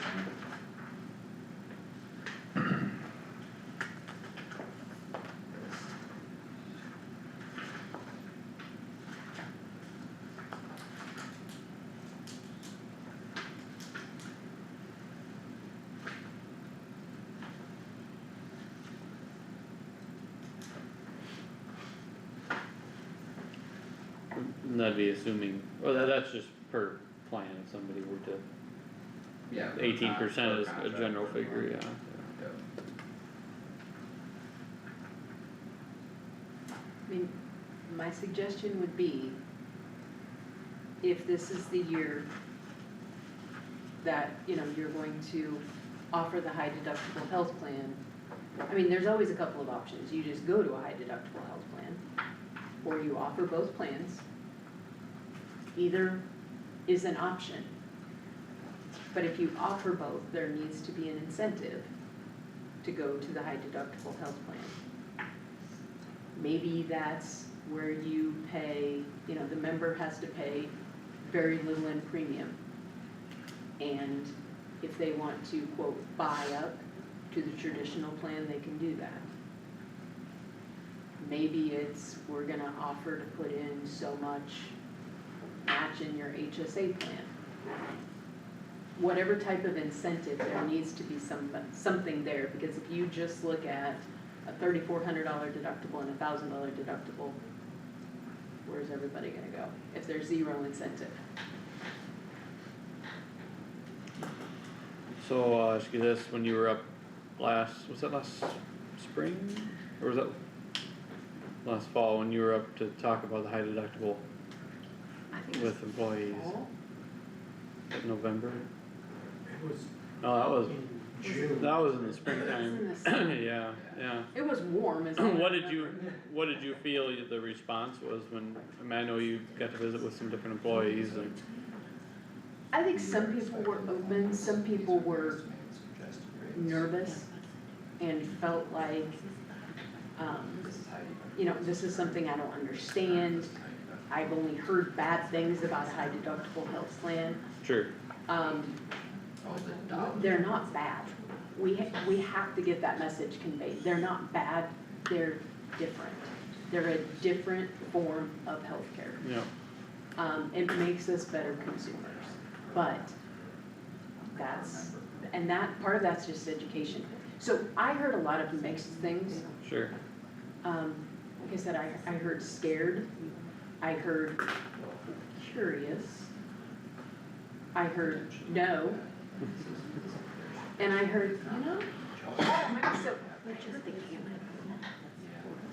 yep, lots of different feedback, which I had anticipated. And I get it. I mean, they're scary if you don't understand it, mhm. but it's. It's a different way of managing your It health is, and we just expense need to dollars, really yeah. compare it, and this is what I tried to relay, is we need to compare it to our auto insurance. If we have a car wreck, we pay the first $1,000 or whatever our deductible is, we pay that. And we have no issue with that, because we know that's how it is. That's exactly what a high deductible health plan is. We pay the first whatever it is, and then the plan pays everything after that. Right, It's pretty simple, actually. You know, when you look at it that way, and that's really what it comes down to. Now, preventive care is covered, some things along the way are covered, but if you just look very high level, you can compare it to that. mhm. Sorry. I didn't need to interrupt by any means. Have you quoted any of these high deductible health plans of whatever number, but then with that doctor on demand being covered first dollar? Have you seen any of them side by side? Do you know, is there any There significant isn't a change? big difference, it's not significant. Okay, so I guess this is my initial reaction, but I think if that's something that's a minor change to the cost, or not a significant one, I think we'd be better off to offer that with the high deductible plan, and that would be another incentive to encourage use of telehealth if the high deductible plan had that covered completely from the first dollar. Yeah, I don't think, I just wanted to double check, I did not quote that one this way because your current plan doesn't have that, and I mapped your current plan. Can you put that on both? For the telehealth, doctor on demand At with first zero dollar copay? coverage, for For both traditional plans? and. Yes, yep, Okay, I didn't know if that was even an option. yes, it is an option, Okay, and it is not a significant difference, but I can get you actual numbers. So, yeah, I can do that, that's not a problem. cause that's a But I think it becomes. functional plan change that we talked Yeah. about, and I think I think it becomes more important on the high deductible health plan. Yeah, absolutely. And I also did the math on the expected claims of our current plan versus the high deductible plan, and the difference there is 28%.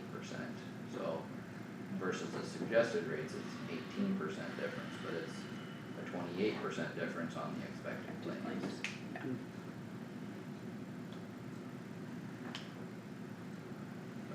So I guess that's just And it's just quick members math I taking did on, while we were yeah, sitting here, but. members taking on more liability.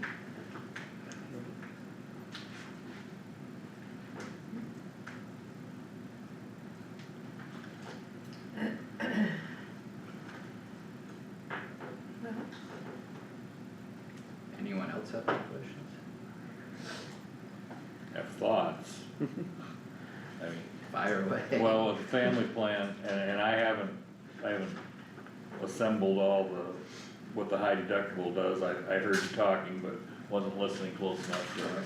But the family plan going up $3,669 a year.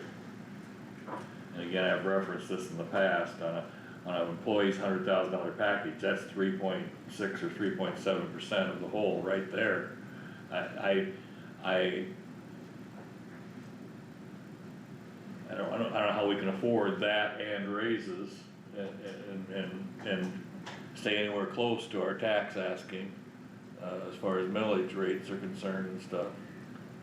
Even with it's expensive, it's a very expensive. So, and I also said in the past, I've been shouting from the mountaintop for 30 years, and nothing to do with here, everywhere, it just keeps going up. You don't think it can, but it does. These kind of increases are, you'd like to say they're not sustainable, but they have been, I guess. Doug or Tammy or Don, do either of you have the figures for what we figure right now for our single and family plans? I I was didn't, just gonna make a note of it. I didn't bring it I'd with rather me. not speak about that while Wellmark is in the room. That has something that's totally different than what Wellmark is. It is, but I guess, I don't know I that would it's rather, classified. if we're gonna speak about that, we need to speak about that separately. If you would like it, I'll give it to you. I mean, it's been said in other public meetings, I don't know why we couldn't say it now, but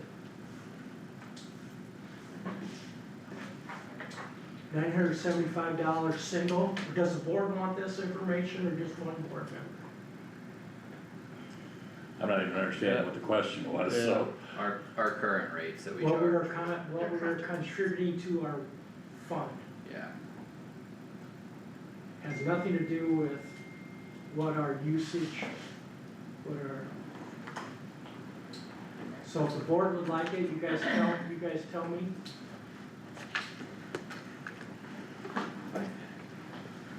What we're contributing to our fund, within, this one, those myself.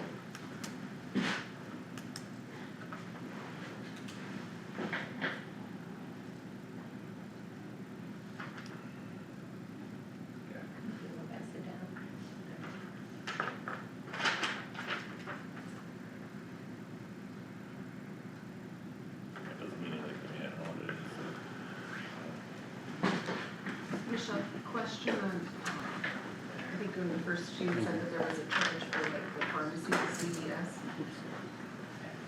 I don't know that, we don't have a CVS close, so I don't know that many of our individuals participate. Is there a benefit? CVS network, So CVS network.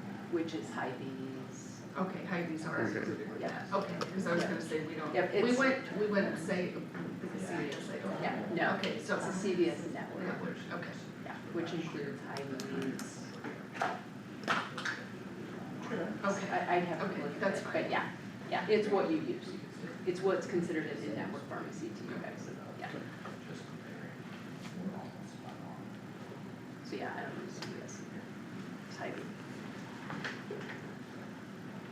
Let's see if I can find my packet from last year to look at the deductible or our diagnosable I did look at, to your concern, you know, what's sustainable, where can we not have an increase? And again, these are all initial numbers, but where could we keep the rates the same? I looked at that plan change, and again, these are approximate numbers, but you would need to change your deductible to 2,500, 5,000 in network, and out-of-pocket max at 4,000, 8,000 For the regular policy. for the traditional plan, to keep the rates the Not same. that far off. Well, then you're not, yeah.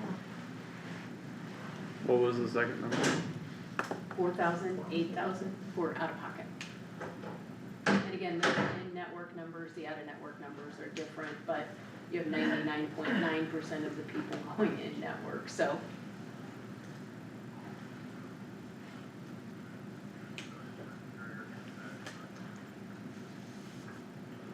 What were those numbers you were just talking about? I think I probably missed. To, That's right okay. here, to increase, to try to hold the premium level. Yep, Oh, for the traditional plan, yeah. yep, to hold the premium where it is today, Okay, it would, those are close to where you would need to get. Right now, we're at 1,000. 1,002, right?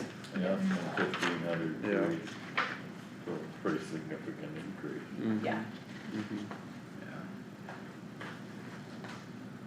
But those are the kind of questions that need to be answered, I mean, Well, and that's what I thought, you know, what's it take to get to that, and basically what's that doing? It's doubling the membership responsibility again, getting us to that 12% member liability on the plan. That's what that's getting you to. For this year. Yep, for this year, Right. but just so you know, kind of where that's at, where those come from. But if there isn't that much of a difference between that and the high deductible plan, the only thing really separating that would be the incentive. Mm-hmm. Right, and that's not a bad thing. I don't necessarily think it's a bad thing, but. Yeah, but I mean, you're right, then your it's plans are not closer. much of a difference. Yeah.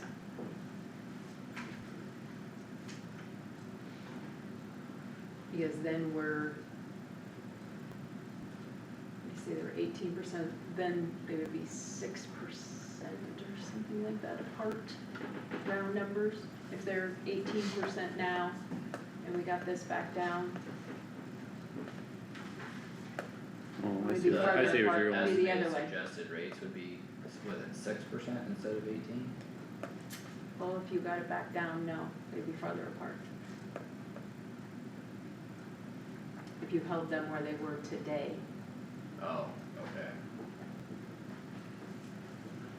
But again, then you're making plan changes, so you're comparing apples to oranges. Yeah.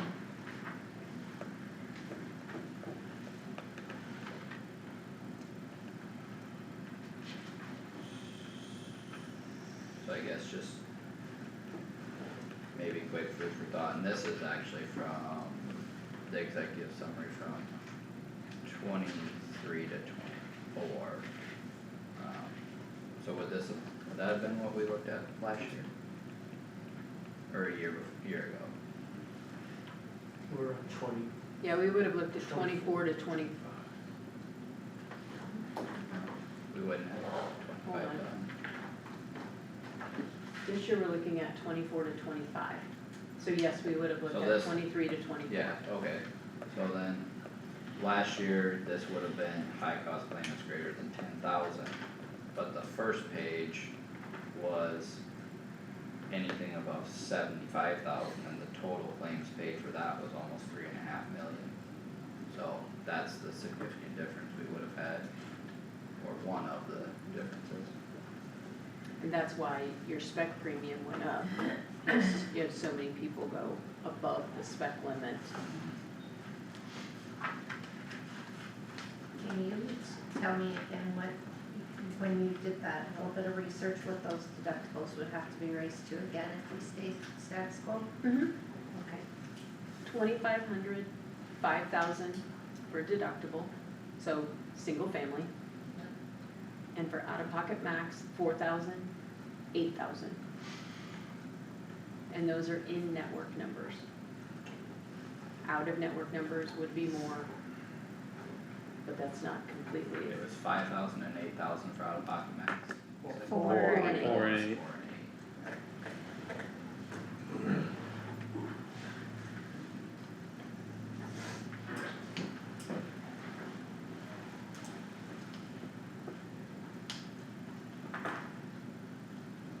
So actually, that would be, if you hit your out-of-pocket max, your, high deductible plan would be less out-of-pocket, cause you'd be at 3,400 and 6,800. Yes.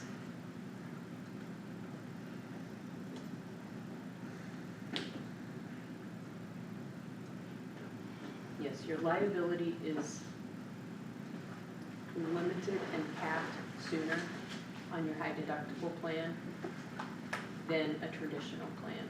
Because in a traditional plan, your 20% co-insurance, you could go up to, on a single, $4,000, on a family, $8,000, if we stayed the status quo, the numbers you were just talking about. Yep. Okay.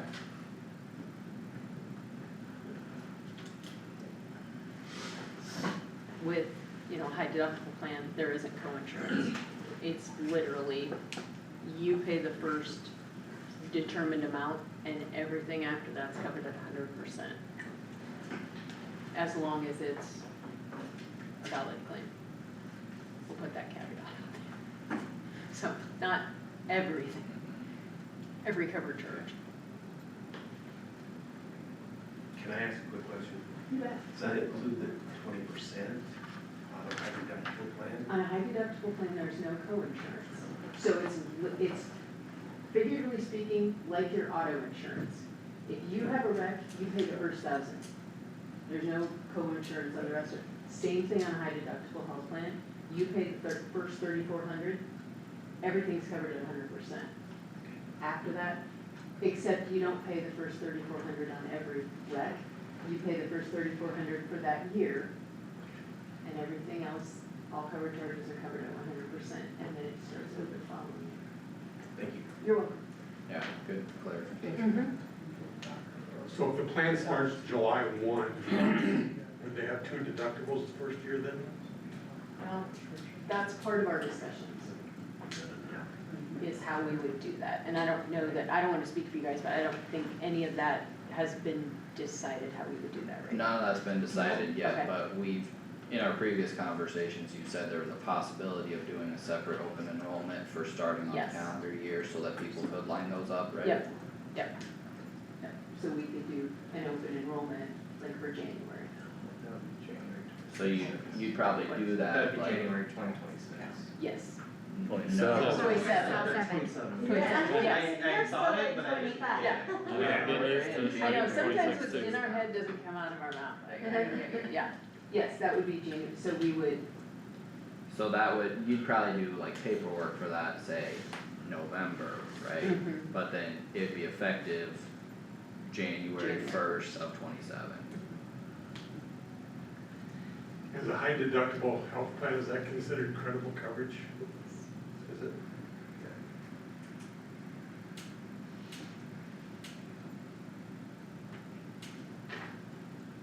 and we can always verify that it's considered credible coverage prior to offering it. But with these out of I always thought pockets, high deductible health plans were credible coverage for. it depends on the limits. Okay. But you're not wrong, it just depends on the limits and the rest of the plan design. What does that affect? Yeah, what does that mean, credible? 65-year-old, 65-year-olds. 66-year-old. 65, any go over 65 is still working, and that would be credible coverage, so they'd Yeah. have to go on Medicare.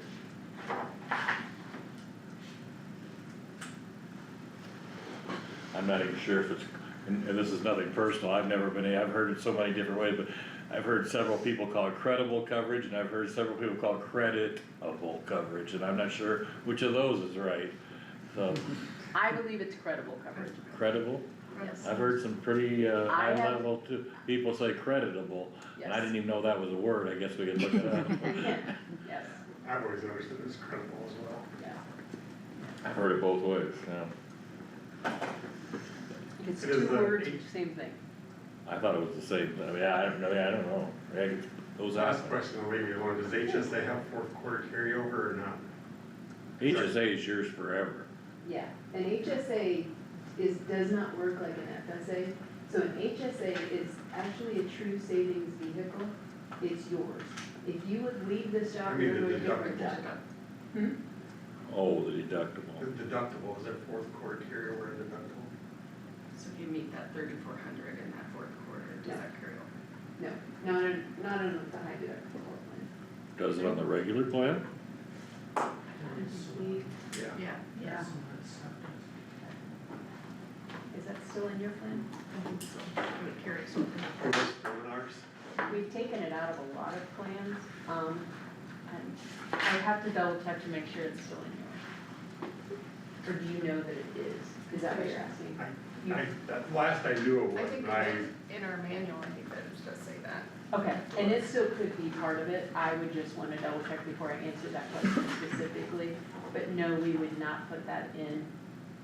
is there a premium savings if that was taken out? No way, how do you realize? Yes, it's fourth in quarter there? carryover deductible applies to the benefit period deductible. So yes, you could take that out of your current plan too, and that would provide some Was- savings. Was the high deductible built the same way? I don't think they would put it in high deductible plans because that doesn't meet federal guidelines. Okay, well, I didn't know how any of that Yeah. was carrying over. Most people probably don't even realize it's on the current plan, you could do away with that and it really wouldn't affect it. No, it's not in the high deductible health plan and it shouldn't be because that would not meet high deductible plan criteria. Yep, that makes sense. Yeah, so I mean, fourth quarter carryover is definitely something, I mean, we could take out. What kind of a savings is that? Very little. I don't know. It's very little, I mean, You're gonna have to, we're gonna have to make some hard choices somewhere. I think, maybe we're not, maybe we're gonna go with the flow.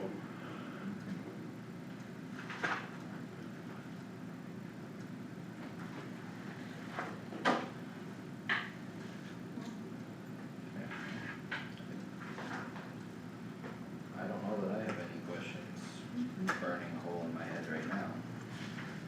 I will make sure that the high deductible plan and the traditional What's your plan provide understanding of federal what coverage. a high deductible plan would cost?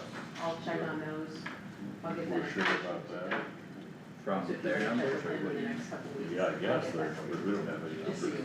you know, No, so, cause I understand why it's important. So when you, There's gonna be more. when you look at this, Right, no, I mean, I agree, It does to it's some degree. something, it's a value, Which group? absolutely. this is what we're talking about, it I just don't get suggests asked rate that a increase lot. to. mhm. So it But was that's on, which plan? He's an That's informed on consumer, I current like one, that. right? Yeah, well, correct. depending, if you raise it What's to that gonna this, be if they went to a high deductible? then that's scary. So I did my notes here, so this is our current plan, this is on, the estimated suggested rates, this is their expected claims. So high deductible would be an 18% difference. Don't establish It that. should be 18% cheaper to go to the high Right. deductible. Same for That's family, 2333. 2333, yep, and then this is their claims, and it's a 28% difference, so what they actually expect to pay is going to be a 28% difference. But these numbers, Some current people- prices of what we charge Yeah. versus where that's at, very close.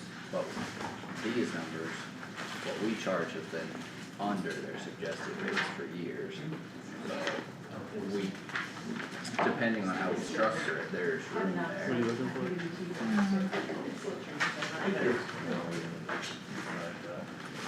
Hopefully I didn't wanna discuss get it around to it, today. some of these people are gonna have Is, Or after. well, we got 25 minutes yet, but is there any other questions for Michelle right now? I don't have any. Thanks for All coming up made and sense. explaining all that. I do think seeing what the difference in doctor on demand being first dollar coverage for the high deductible plan would be valuable, just to see what that actual difference is. If we pursue the avenue of changing any deductibles and out-of-pocket maximum, it doesn't have to necessarily be done as drastic as, say, what you had maybe said about that No. we could raise it a different amount. Yes. Okay. She was Yeah, just you saying can as an raise it out example of- of how to get yeah. us back to So I zero. just wanted to make sure Status that quo. there's, we You are can, correct. okay, Yep, you're But just gonna then- wanna do it in $250 increments. okay, That's all we ask. Thank That's you. our only requirement. okay. Other than that, no, you're correct, and so are you. I was just trying to show you what it takes to Yeah, get. yeah, no, I You appreciate sure that, I we just can't wanted have to. $2,153 for deductible? I'm sure. That really wasn't what I was thinking. So, blanket statement, basically the high deductible information that you propose is all on tab 3, is that correct? And tab 7? 7. Yeah. 7's the benefit summary, Yeah, so 3 and 7. cause then that one. So if you wanna move 7 behind 3, then it's all together. I just put it back there because No, I'm it's just not, resource. I just wanted to know. Okay, nope. I'm not critiquing anything, I'm just No. making sure I know what I'm talking about, You are. where to find it. No, I didn't take it as critiquing, I just thought if you wanna make your life easier, move it.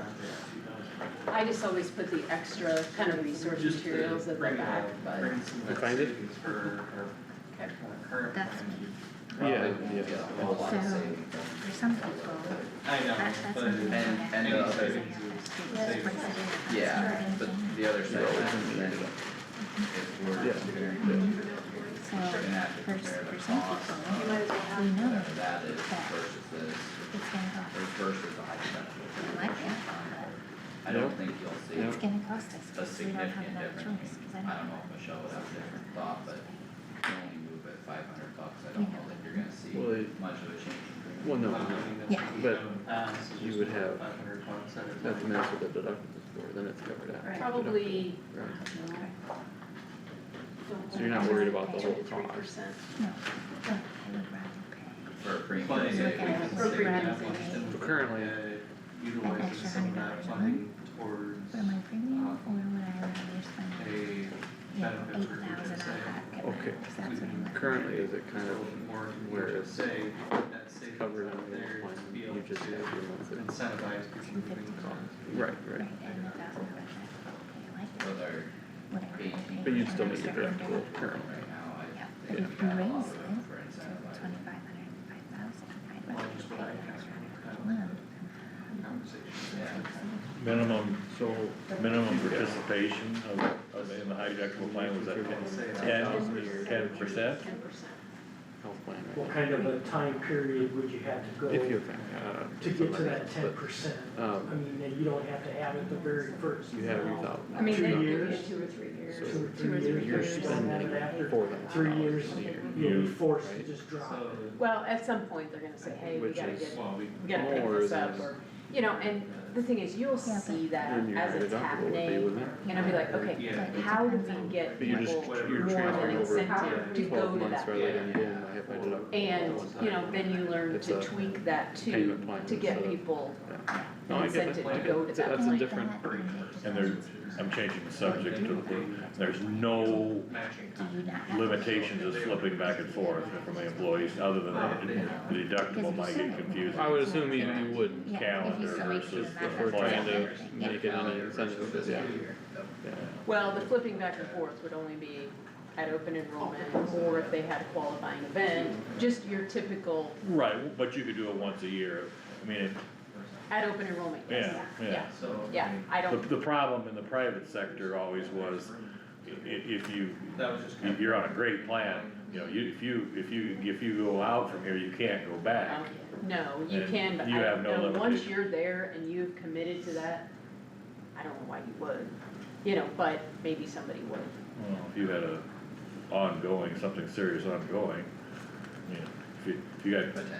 But depending on your plan design, if you raise your out-of-pocket limits on your traditional well, plan, right, yeah, yeah, yeah, you know, then you know what you're maxed out Yeah, at on your yeah. high deductible plan Yep. versus all that Yeah, co-insurance. you can- So again, Yeah, but it's you by can- you can do situation, you're engineering. right, yeah. yeah. Okay, Okay, thank you very much for being with us, and Sid. then we, You're welcome. Donna, are you sticking around or are you leaving? I can stick around. Okay, I think we'll, I don't know, not speaking for everyone here, but I think we can still have some conversations. Okay, if you guys need anything, let me know, happy Okay. to help. I'll come back with final numbers. Beginning of April, if we need to have discussions before, Doug knows where to find me, you guys know where to find me. Yep, Okay, and thanks again, I do Thank you. appreciate your time today. yeah, thank All you. right, Thank you. Thank you.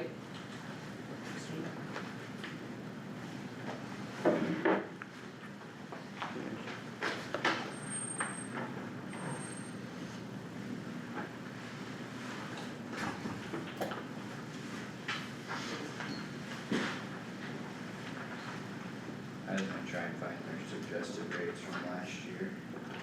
Or their initial proposal. So we didn't necessarily do their suggested rates, is that correct? Wait, I don't know. No. I don't know if we ever have been at their suggested rates. Okay.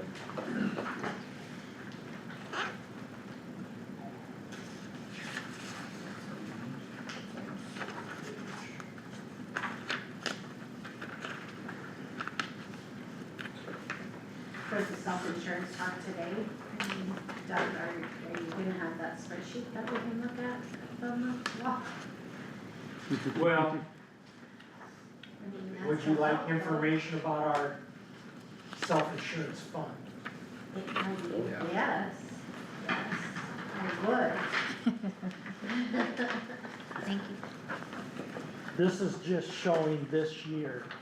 I think the spreadsheet that you're referring to, Amber, goes through the Yeah, like if history of we the whole would- thing, but Yeah, right now, there are some unknowns. But you can see that we started off with a beginning balance, July 1 of 2025, of $2,484,824.72. And if you look to the right, the auditor's ending balance, we started off the year fairly well. However, the last 3 months have, we've had more expenditures than what we've had for revenue. So we are at, ending balance of December was $2,317,409. Right now, I've not balanced with the treasurer's office, the auditor's office. I believe that we are going to be around $2,228,595.91. So we do have, a deficit right now. And it gets back to the question of what is the minimum balance that we want. There will be a day is when you continue to reduce a balance that you will not have a choice but to increase revenue enough that you are no longer right. decreasing the balance. Well, and I don't know, I know it's kinda hard to attain that, but I always, yes, I know 3 million's not gonna probably happen, but, I mean, I'd like to see 2.8 million.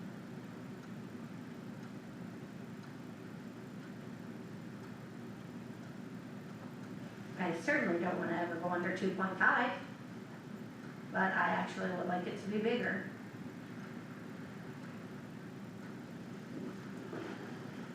Do you have a trend of what our balances have been other years? I know it's, The last 3 years, we went from 3.2 to where we are now, in the last 3 years.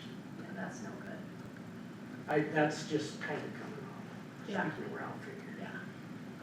No, we need to get that fund balance.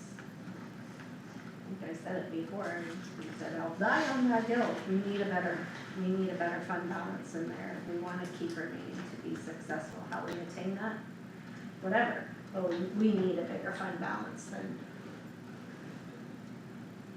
2.4 million, 2.5 million, and that was just our beginning. So then how do we propose to get there, yeah? Right, well, that's where, this other spreadsheet's so handy, because you can say things and you can put it up there. Well, And it gets it'll down, show it a gets to little the bit of point where I trends. think that there needs to be a couple, I mean, if you're gonna have a plan design, you've got to fund it, Yes. which has not happened in the last 3 years.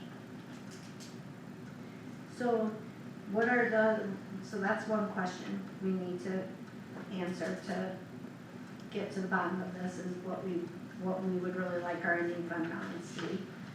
That's What- always a question. What else do we need to, what else will help you to show us up there what it's gonna do? Because I always thought that was helpful. It depends on what your plan is. And what the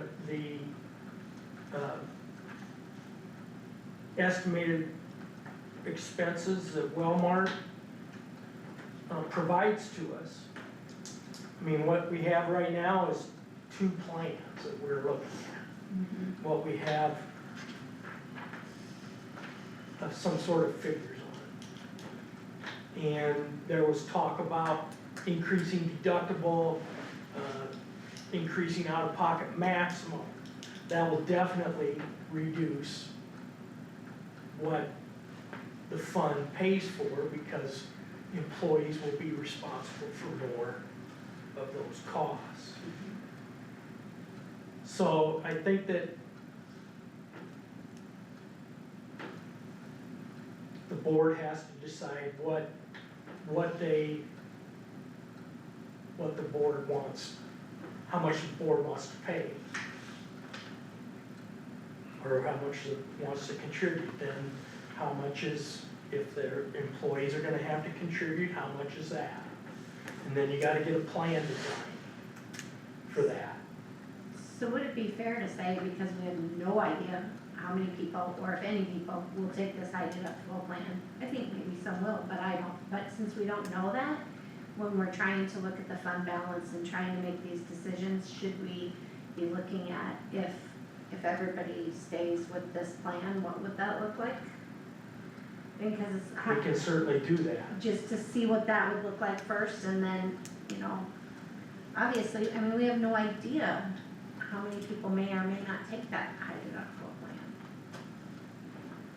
I think that's our safest way to look at it. We can As certainly, far as the fund balance, because then that way, if people do take it, well, that's only gonna make our fund balance probably better, correct? Cause it should be some sort of a savings.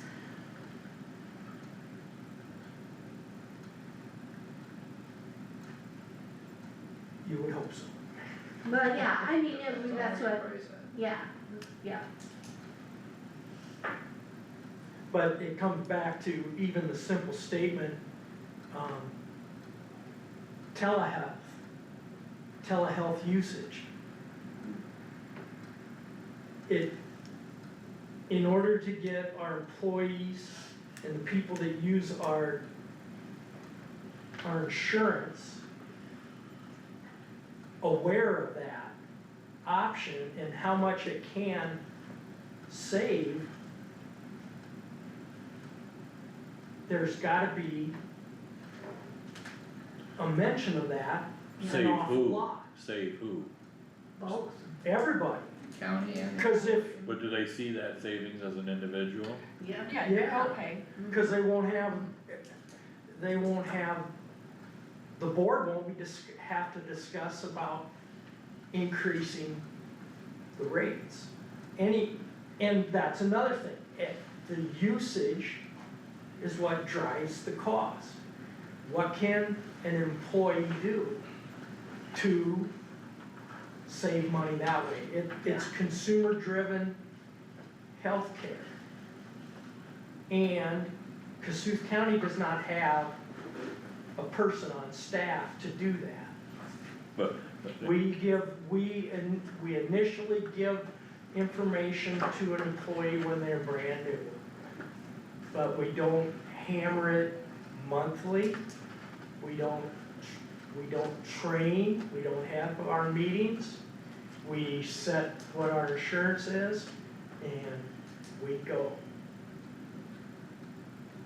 HR sends a email every month to all users with the telehealth and says, this is a savings to you, use it.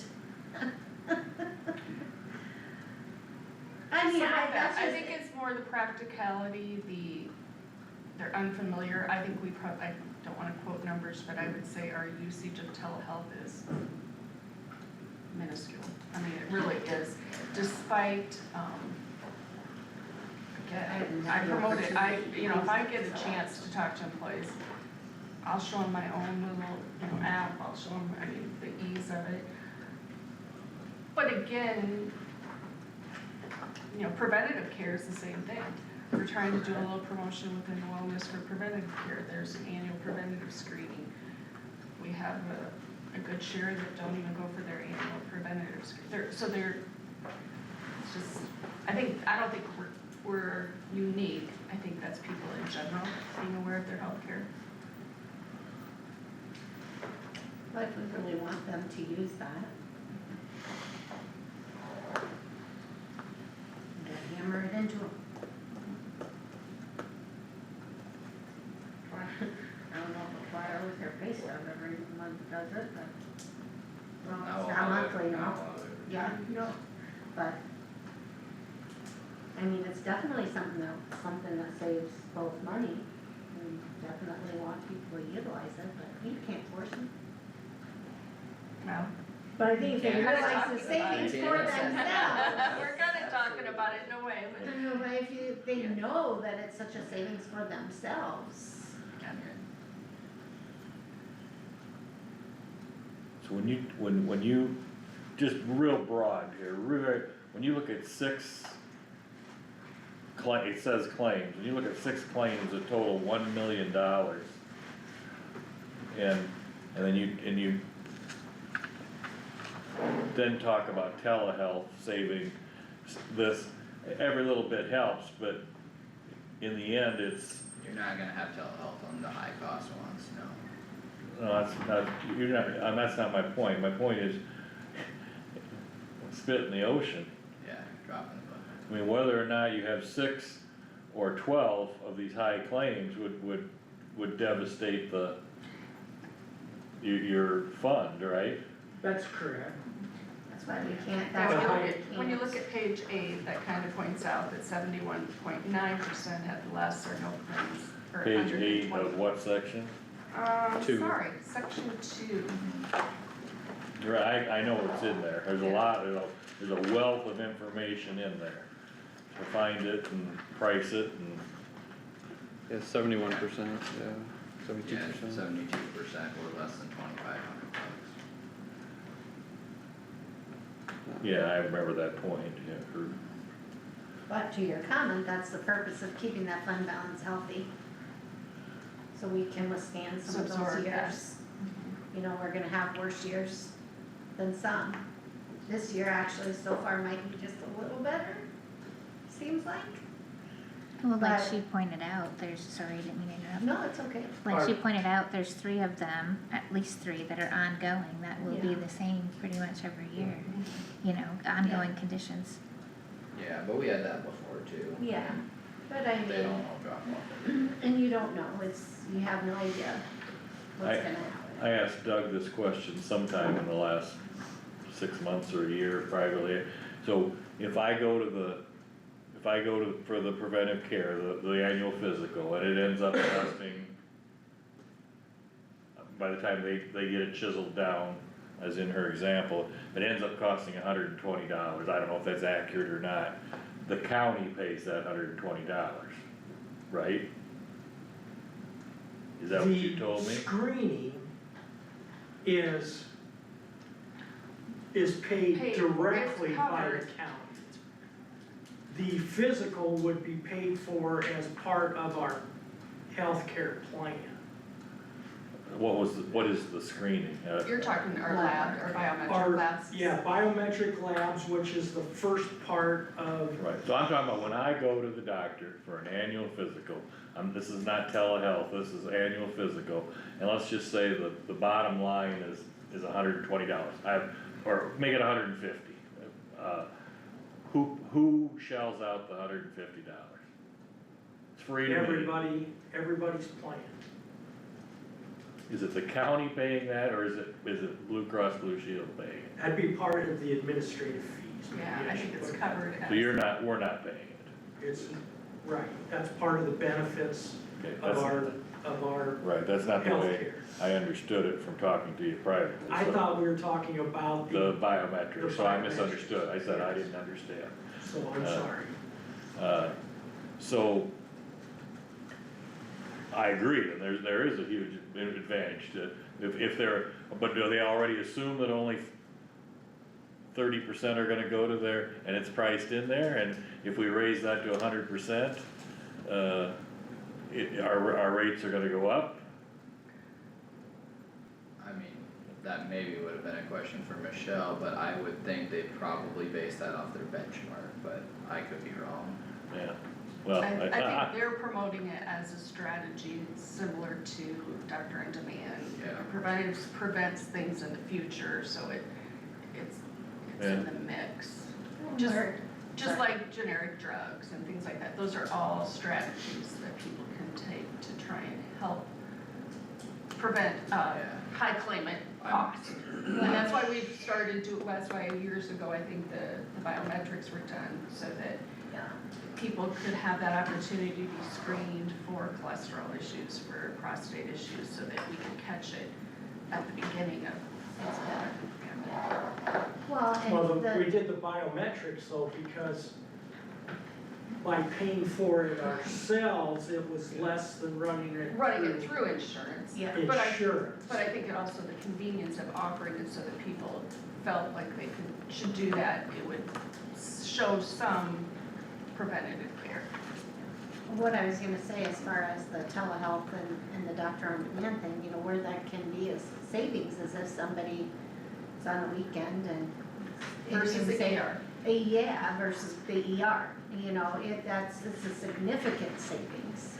You know, I know that they were just using like the doctor visit, but if you think about going to the ER, it's, you know, it would be a huge savings, and I can see where, you know, maybe some parents might be like, I gotta work Monday, I gotta take them in on Saturday, you know what I mean? So it would be a significant savings at some point, but. Yeah, good discussion, I know it's noon now, and we got a meeting at 1, so if we wanted to take a break for lunch, we'll have to come back to this, but. So we will just come back to, what do we have left? Still self-insurance, obviously, an engineer and transfer station. We're done with transfer station. No, I think we're done with that, but, It's on the, we visited I with Doug just a little put- bit this morning. I put it on there in case there was any changes. Okay, but it- I he's didn't not know coming. if there was or okay. not. I don't think there's anything with the I must have transportation we missed need that to talk. visit about. So just self-insurance. Self-insurance. So, okay. We'll come back after our 1 o'clock meeting then and wrap up that discussion. Thanks Doug and Donna for being here.